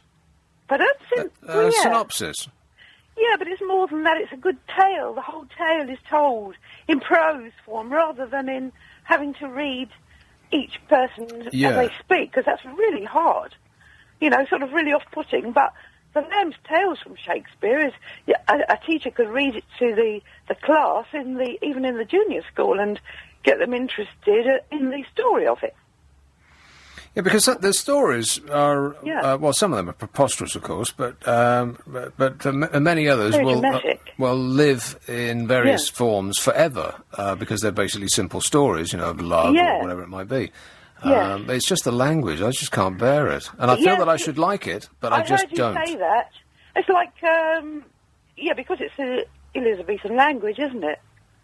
So, but the Lamb's Tales from Shakespeare, of course, is an up-to-date, language. But I think that, right, well, I'm unfamiliar with that, but what children in school have to do is to read it in the excruciating original language. But that doesn't seem to make any sense to me. Why? For what purpose? No, I think it's too hard for them to be plunged into that sort of straight away. I mean, I got it in comic form, and I loved it. Right, well, that sounds right up my street. If it can, if it can be presented pictorially, so I don't actually have to read it, then that would be perfect.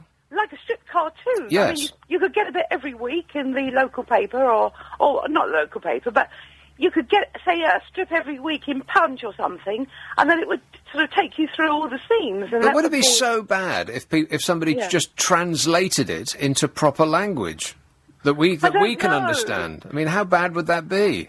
Oh dear, I don't like that idea, because the language is actually, the Elizabethan language is English at its finest. It's beautiful language. Well, but it's English at its at least intelligible to the modern eye. I mean, there's excellent books written in French, for instance, but you wouldn't expect children to read them in French. They get translated, right? Yes, unless of course you learn the language. Yes, but what I think is that a play it's written to be performed. It's a visual thing, isn't it? A play. That's right. So you wouldn't expect people to actually read the script. That's for the actors to do, and then they perform it for you. Right. So for they perform it for you while you're getting drunk and having sandwiches and throwing food around and talking through the entire process. Yeah. Yes. So the best, I think, it's just my opinion, of course, but tell it in story form from the Lamb's Tales, Mary and Charles Lamb. And then they can go and see a play visually, and then if they want to do a study on it, that's a different thing, but that's for more mature students. Would you agree? Well, I'm looking forward to the point at which I get mature enough to be able to enjoy it. Yeah, absolutely. Yes, so am I. Thanks a lot, Greta. Okay, that's a pleasure. Bye. Ta-ta. And come to think of it, you go to the theatre now, and when I saw the curious incident of the dog in the night, outside the theatre there was approximately 50, getting on for 100 school children, and I thought, oh, no, surely not. And they were all sitting, like, around me. And I thought, this is going to be excruciating. And they were the quietest, most well-behaved people I have ever sat among. And outside the theatre, they couldn't have been more excited. They were thrilled and screaming and giggling and, carrying on like that. But actually, during the performance of the play itself, a pin drop could be heard clamorously above them. So congratulations, kids. It was a superb show. You really got to go and see it. Like they say, beg, borrow, or buy. Preferably buy. Go buy a ticket. Treat yourself. Take someone with you.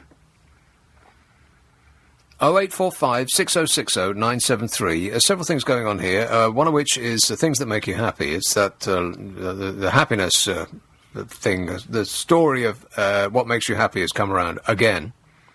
So I thought I would investigate that with both hands. And things that you feel that you should like, but you actually don't. And this is that Shakespeare thing that came up in why are we forcing children to read through something as excruciatingly boring as the script of a Shakespeare play. And I feel like an idiot when I say that, but I just can't stand Shakespeare. And I know I'm not alone there. It's just one of those things that you think that you should like, but I just don't. And there's no end of things like that, as I've been explaining in detail with your help during the course of this show. So keep them coming in, 0845 6060 973, text 84850, email nick@lbc.co.uk, and if you're on Twitter, it's at LBC973. This is LBC 97.3. I'm Nick Abbott. It's 12:30.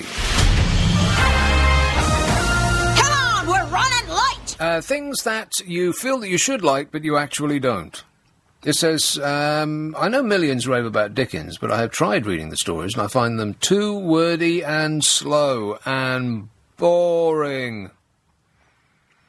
The adaptations in films or drama series are great, on the other hand. Also, listening to a well-read audio version is okay, says Lorraine, just as long as you don't have to scan your eyeballs from one side of the page to the other.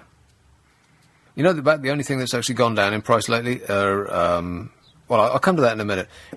Just think about the only thing that's gone down in price lately. I'll come to that in just a second. Meanwhile, here's a call in Kingsbury. Hello, Ravi. Oh, good evening, Nick. Ravi. Nick, I was thinking about happiness. Yeah. And I thought that when it's important when dealing with people, always to try to leave them with kind words, especially when I feel that someone's left me with kind words.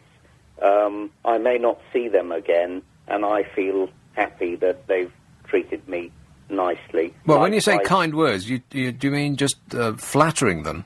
No, I mean being genuinely kind, showing an interest in the people and sort of leaving them with kind words, because you don't know whether you're ever going to see them again. Yeah. But see, that would make me think, oh, what's the point? Well, it's like, have you ever felt guilty if you've left someone with bad words, and then you think about it and you say, couldn't I have perhaps handled this differently? Yes, I suppose so. I mean, if I say no, that makes me sound like a psychopath, doesn't it? No. I mean, you're especially good at dealing with people. I won't kid you, Ravi. I'm sensational. You would agree with that, wouldn't you, Amanda? I think you're especially good. Hence, you're probably my favourite presenter. Wow, you're my favourite caller. So, well, I shall leave you with kind words. But yeah, yes, and me too with you. Also, chocolate chip cookies make me happy. Yeah. And especially if the chocolate is moist, straight out of the oven. That's the best part, because the chocolate is still runny and so yummy. Yes. Or getting a bargain. Do you remember when the Hoover Company were giving out 2 free flights? Yes. For every Hoover. Yes, I do. I bought one of those bloomin' things, and did I get my free flight? No. No, I did not. I'm still upset about that. Thanks for reminding me. Oh, I see. Didn't they have to? Weren't they compelled to give people? I did free not flights? get my flight, Ravi. I don't think they did. No. Oh, I see. I think they made an error. It was a stupid thing on their part. If you can't remember what happened, it was something in the order of, if you buy a Hoover, we'll give you 2 free flights to New York. 2 free flights. Yeah. Now 2 free flights to New York cost a lot more than the price of a Hoover. So even if you didn't need a new Hoover, people went out in their thousands and went and bought one, because it would be an excellent cheap way of getting the 2 free flights to New York. Yes. Well, had they handled that properly, it would have made a lot of people very happy. Yes, had they handled that properly, they might have sold more Hoovers in the future. Yes. Well, great pleasure talking to you. Thanks Nick. a lot, Ravi. Yeah, that must be those good words he promised me. 0845 6060 973. Okay, here's the good and bad news about inflation. The cost of leisure activities continues to rise. Pretty much anything that you want to do, the price has gone up. Premier League tickets and train fares are leading the increase, according to a new report. The price of Premier League tickets has increased by 16% in the past year, while off-peak train fares up 8%. The study found that 17 of the 19 leisure costs included in the study have increased over the past 12 months, 7 at a faster rate than inflation. Which and all these things are what brings people happiness. Sadly, you can't afford them anymore. The only thing that has fallen that they can determine is the price of digital books. But that's only, I would suggest, because digital books were more expensive than the dead tree variety, which made absolutely no sense to me at all. You get one of them digital book readers, and you squirt a book up it, and it costs more than if you'd gone down to the shop and bought one on paper. That's absolutely crazy. So that's probably the reason that the price fell, is because they were ripping you off in the first place, I would suggest. Football remains the highest cost in this report of all of these leisure activities that makes you HAPPY. An average monthly spend based on tickets for 2 Premier League matches costs £85.85. An increase of 198% in 1 decade. £85.85. And who goes to a Premier League match on their own? So you go as a pair, 2 people, £85, 85p, 1 match. And you never know, the score might actually get up to 0-0. I mean, when you go to see a theatre production or the cinema or something like that, at least you have some clue as to whether it will be any good or not. A football match, it may be the best thing you've ever seen, or it may be the most dull. That is outrageous. 85 quid. And that's an average. Some way more expensive than that. Membership costs for all other sports listed in the report have increased in the last 12 months. All other sports increased in the last 12 months. Gym memberships have risen at a much faster rate than inflation. The most expensive membership is golf. Average monthly fees, £66, an increase of 54% since March in 2003. And while increases in the cost of fuel and train fare costs have been well documented, those opting for a cheaper camping option can expect an average daily spend of £35 on entertainment provisions and local services, up from 24 quid in 2003. In addition to an average site fee of £20 per pitch per night for a family tent. So in other words, if you want to go on holiday, if you want to do anything that amuses you, you can't afford it anymore. A day at a theme park costs an average entrance of £40. No. That must be for a whole family, not just for one person, surely. 40 quid to go on a ride? No. And all of this rather suggests that the figures they use to calculate the rate of inflation are a bunch of hogwash. I mean, they're just not true, are they? Correct. I mean, what are they saying that inflation is? Is about 2.5%, 3%, something like that? No, it's not. Do these people ever buy anything? It's just rubbish, isn't it? Eating out, petrol, food, cinema, theatre, wine, is there anything you can think of that you buy on a regular basis that has only gone up by about 2 or 3% in the last year? Anything at all?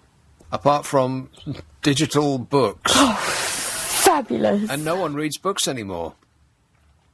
How are they getting the cost of inflation to be 2 or 3%, something of that order, when absolutely everything has gone through the roof? It's the mystery, as Toya used to say. Here's Brentwood. Hello, Lionel. Oh, hello, yeah, good evening. Lionel. Hello?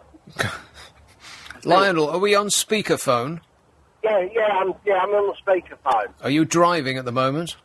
I am driving. Right, well, carry on. I'm safe, I'm alright. So, what's up, Lionel? Right, at the beginning of the show, I listened to the beginning and then I haven't listened to it much. No, me either. That. Yeah. I hate this show. You cover it well. And you said about things that make you happy. Yes. See, so after what I do, is I'll then monitor the rest of the evening and see which things cheer me up. And I've come up so far, and the night is young, I've had the things that made me smile. I saw someone with a Jedwood haircut. I've seen someone wearing this is a young person, wearing what looks like their granddad's clothes. Yeah, that's very hip and in these days. I know, and he come up and spoke to me as well. What's the other thing? Oh, I can't remember the other thing. There was something else. It wasn't that good then. Oh, well, it's probably something on this show. Well, yeah, it's cheered me up, actually. Yeah, not too much. Let's not get carried away. It's not been great, but it's been like, meh.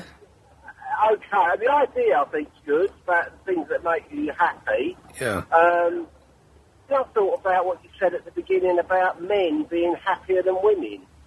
That's what that survey said, yeah. Yeah. How happy on a scale of 1 to 10 are you feeling right now, Lionel? About 8. Give yourself an 8, sure, why not? I'm on the A12, Yeah. so that's probably contributing to it. Oh, it's a fantastic road, yeah. What a beautiful stretch of tarmac it is. Well, first it is time of the day. Now, what I thought there about them men being happier than women, I wondered whether it's because they've got the women to look at, that women... Women only have men to look at. Yeah, well, you might have a good point there, Lionel, yeah. See what I mean? Because men I don't think they look after themselves as much as women. Yeah. Well, don't be so hard on yourself, Lionel. It's, the stress of life has made you look the way you do right now. I'm not very good at that sort of thing, I've got to admit it. That guy who was dressed in his granddad's clothes come up to me. I was driving a taxi, and he says to me, I usually only pay £5, he says, but I'm willing to go up to 7 to get me home. And I thought, that's ridiculous. Where's home? I was only about 2 miles. He was around the corner, but I thought, well, I'm not doing that. Well, you're not going to charge, more than £7 to go round the corner? Well, he wanted to pay £7. But I didn't like his attitude. It's people like you what causes unhappiness in the world, Lionel. Did you ever think of that? I think I add a lot more than I take. Right, okay. Well, I'm glad to hear it. You keep on keeping on, all right?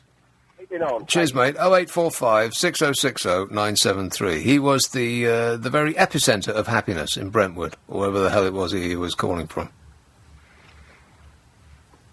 Fairly effervescent with it he was. I should like this, but I don't, says Amanda through the glass. What, you mean? Mm. Yeah, what is it? Lord of the Rings. You don't like Lord of the Rings? The book, the film, I've tried everything. I've tried to read the book about 3 times. Yeah. And just thought, why am I reading this? Yeah, why are you reading care. that? Do you have any idea how thick that book is?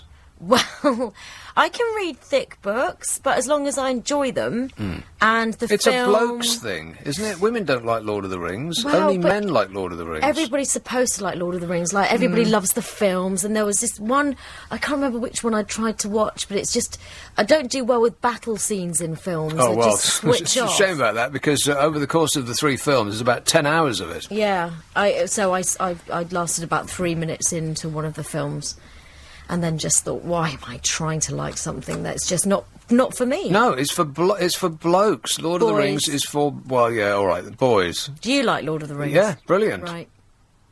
Just don't get the extended version because... Boring! Aren't they all extended? Every single film that you see the extended version of is worse than the original release, with one exception. Whoever these executives are, and directors absolutely hate film executives because they come in and they ruin, they start messing with their art. And then if they have any kind of control, a few years later, or 10 or even 20 years later, they'll release the director's cut. And always, with one exception, it's worse than the original film. And it's the same with Lord of the Rings. They just put this all these excruciatingly dull things that they filmed, and the executive said, "Come on, this film already lasts for 16 hours. Just a couple of snips here and there, please. We're begging you." It's like when a DVD boasts deleted scenes. It's like, well, these scenes were deleted for because a very they weren't good reason. very good. Exactly right. Yes. And, one of the worst examples of this was Apocalypse Now. If you see the original film, absolutely superb. It's one of the greatest films ever made. You see the director's cut of it, and it's ruined because there's this whole other story about him meeting a family in the middle of the, about. Really? About Martin Sheen's character, who meets a family in the jungle and is supposed to compare and contrast to their sophisticated lifestyle to the, the heart of darkness that he's entering into. And it's just terrible. It's really, really bad, and it just completely ruins the film. Yeah. How did what's the director's name again? Was it Martin Scorsese? No. No? It was... Oliver Stone? I'm no, just listing directors now. The fat guy, I think he runs a wine farm. The fat guy with the wine farm. Yeah, that it's... doesn't make it any easier for me to guess. Yeah, he also did Rumblefish, and he did... What? Rumblefish. I've never heard of Rumblefish. Well, you should go and check it out. Black and white film with Mickey Rourke, Matt Damon. It's the film of S.E. Hinton's classic book about gangs. S.E. Hinton, one of these authors who was... Is it violent? Well, not really. Oh, S.E. Hinton, it was more artistic. Artistic. You like warfare. artistic things, don't you? S.E. Hinton was one of those authors that disguised the fact that she was a she by giving two initials, like J.K. Rowling. Mm-hmm. Did J.K. Rowling release the first book and nobody knew that she was a she? I have no idea. Why people would make a decision about whether they want to read a book based on whether or the sex of the person that wrote it seems a bit strange to me. But, if you're reading a story about teenage gangs, then you might think that, well, you'd prefer it to have been written by a man. Like, well, a boy might. Because it was not children's exactly, but it was a young person's book. Rumblefish, you should... I will check it out. No, you won't. Yeah, I will. I was intrigued that you said that there was one exception with director's cut. Yeah. So what is that exception? Amadeus. And the only reason really? that Amadeus is better as a director's cut is that it's just more scenes of, like, travelogue scenes of Austria, or wherever it's, Yeah. It's Austria, right? Yeah. Set to the music of Mozart, which they cut because the film was too long. Because it didn't actually progress the story any, but it's just, like, beautiful scenery with fantastic music. And that's the only film that I've ever seen where the director's cut is better than the original release. I've been meaning to watch the director's cut of Donnie Darko, because apparently you find out then what the dickens is going on. I love the film. I think it's a great film. Wasn't that the thing with the bunny rabbit? Yeah. Yeah. That gives me nightmares, that bunny rabbit. The spiders are what's going to affect me this evening. Fortunately, we haven't spoken about them for a good half an hour or so. I've been telling people that have been calling about spiders that I Good. think we've had enough. Well, I think that's probably the See, a I wise do look decision after of you. it. Yes. Not much, every now and again. Thanks for that. 0845 6060 973. Things I should like, but I don't. People have texted and emailed in the following. Being pregnant. Things that you think that you should like, but you don't. Being pregnant, says Julie. Huh. Are we not allowed, or rather, are we allowed not to like Robbie Burns and his wee timorous beastie? Yeah, there's another writer I just can't get my head around. I should like the new Doctor Who, but I don't, says Georgia. I've always felt that way about Doctor Who. I know people just absolutely love it, and they're beside themselves that there's a new series, and I just can't like it. I've tried, it just looks infantile to me. They've spent a lot of money on it, no question about that, but it looks like a children's programme. Not that I'm saying that I'm intellectually superior and like I'm above it, because I'll sit there and watch Tom and Jerry or Bugs Bunny or something like that all day long. But Doctor Who, it just looks daft. Madonna and James Bond films. And James Bond seems to be a recurring theme here. People feel that they should like it, but they just flat out don't. Jane says, I don't like them, either Madonna or James Bond films, but why do I feel that I should? It's because everybody else keeps saying how great they are. Most James Bond films, apart from...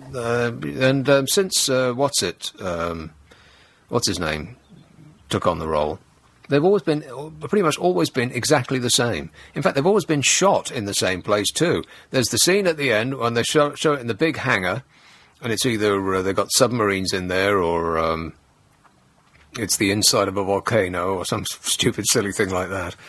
And they're all the same. They're all exactly the same. And then What's-It came in. What's his name? Oh, the one now? Yeah. Daniel Craig? Yeah, exactly. Daniel Craig came, and they changed it up a bit. And the first one with him was great, and the middle one was like, meh. And the one that's just gone, hated it when I first saw it, and liked it a lot when I saw it the second time around. Birmingham. Hello, Stephen. Hello, Nick. Stephen, I'm all right, thanks. Hello, how are you? Yeah. Nice to speak again, Nick. You were talking earlier on about happiness. Yeah. Mike's happy. Eric Sykes. I was a big fan of Sykes, comedian. Yeah. Who passed away. You don't get that comedy now, Nick. You don't get that... Well, how would you describe that comedy? You're not talking about the plank. You're not talking about silent comedy, are you? That's right, yeah. You are? Yeah, Eric Sykes, his office was 9 Orme Court, Bayswater, W2. And I just tuned in, Nick, earlier on.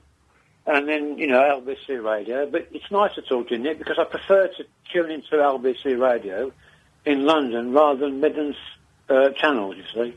Do they have radio in the Midlands? Yeah, we got BRMB and WM and... I'm unfamiliar with these letters, but I'm sure... No, you wouldn't know, Nick, but it's nice to call in, because I wanted to phone in to LBC Radio in London. And you've achieved just exactly that. Okay, good work. Thanks a lot, Stephen. Cheers, mate. Ta-ta. 0845 6060 973. Eric Sykes, yes. Norman Wisdom, no. No. No. What? I liked Norman Wisdom. Oh, please. I turned on the TV this morning, like I said a little while ago, and Norman Wisdom... There was some sort of...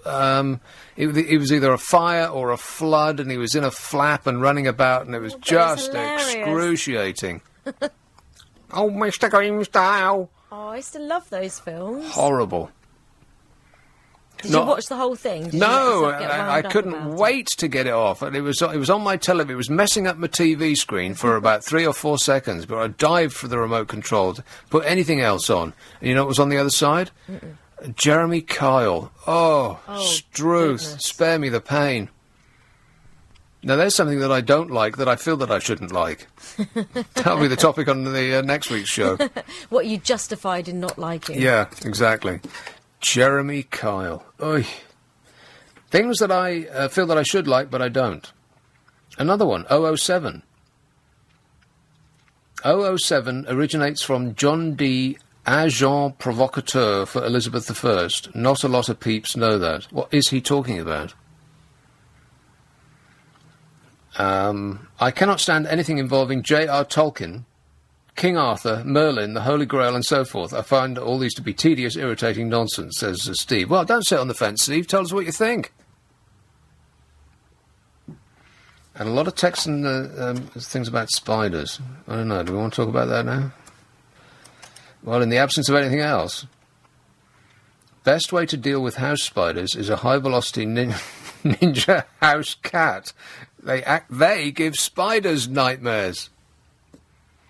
That's an excellent idea. Get yourself a cat. Hey, did you hear that terrible story about the police raid on some fellow who the RSPCA were investigating, and they went in with a police dog? Did you hear about that? Huh? I know where this is going. Yeah, somewhere really horrible. And so I did mean to clip this out, but I thought, well, you probably wouldn't like it if I read it out in the air. Yeah, so anyway, they charged into this fellow's house, and the police dog knocked over a hamster cage. Hamster runs out, and the dog eats it. That's not a happy story. Here's a call in Sussex. Hello, John. Hello, Nick. How are you doing? I'm good, thanks. They actually tried to make the dog regurgitate the hamster, but the poor hamster was dead. That's lovely. Yeah. But at least it was fresh. Huh? Oh, well, that's even better. So, anyway, John. Yes, John. Okay. Sorry. Yeah, something that you don't like that you should. Yes. For me, it's Angelina Jolie. Angelina Jolie. Yeah. I'm trying hard to think of any film that she's been in that I've seen. She did the Tomb Raider movies. Didn't see them. She did Gone with 60 Seconds with Nick Cage. No, didn't see it. She did Mr. and Mrs. Smith with Brad Pitt. Well, I tried to watch it, but I got about 10 minutes in and I thought, this is rubbish. Yeah, it was. But, anything else? Was she in The Fifth Element? Was that her? No, that was Mila Jovovich, yeah. Yeah, no, she's done loads, but Yeah, I'm not really a fan of her, actually. She looks a bit... Now, what's the word I'm looking for? Greasy. Yeah, she looks a bit kind of, like, dirty. Shh, don't sell anybody. She looks like she wants a wash. You know what I mean? Oh, okay. I thought you meant the other way. But No. No. Well, who knows? Which is usually the reason why I get ridiculed for not liking her. Right. But she does look like, I don't want to stress the point, but she does look like perhaps she needs, a little bit of a spritz. No, I hadn't thought of it that way. But you do make a good point. Well, but one point that you didn't make very well, which I would like to bring to task on, is you said that there was only one exception to the director's cut. Yes, that is correct. I think you'll find that is right, yes. Well, how about the Aliens director's cut? Well, no, I disagree with you, because the Aliens director's cut, from memory, all I can recall that is different is that they had this robot gun that they put in the in one of the tubes that the aliens were coming towards them, and it would shoot at anything. By the way, this has now come to pass. They're actually making these things. It would shoot at anything that moved, and it had something like 1,000 bullets in it, and you saw the counter going down as it kept shooting, but the aliens kept coming. That was in there, but they also went into detail more with Newt's family, so that elaborated on that. Newt, yeah. Yeah, the little girl. They mostly come at night. Mostly. Do you think we've watched these movies way too much? A little bit too many times, yeah. Just. Here's one film in that series that I won't be watching again, though. Prometheus. Oh, painful. There's another example of something that you that I didn't like that I should have. Yeah. Well, I really deeply... I was desperate to like it a lot, and I hated it a massive amount. Awful. Exactly the same. Yeah. I think it was because, I don't know if it was the same with you, but I was expecting more of an Aliens link to it. And it just wasn't. And it felt like the only bit that they put on there was the little bit at the end. Yeah. I felt that I had been duped, and I won't get fooled again. Like The Who. Rock and roll! Okay, good talking to you, John. Thanks very much. We've been talking about happiness on the show this evening, and you can't say happiness without saying penis, as I think you will agree. Who are you talking to? You. Oh, hello. Morning. How you going? I'm going to be here from 1 o'clock. I'm going to be talking about the fact that perhaps you're turning to loans, credit cards and all sorts to pay your bills every month, so we'll talk about that. We'll talk about the effect staying up late or working overnight actually has on you. What are the best things to do when it's really sunny in London, because that big orange thing is going to return into the sky. And we're going to be talking about celebrity memorabilia and crossing to LA to speak about the latest auction.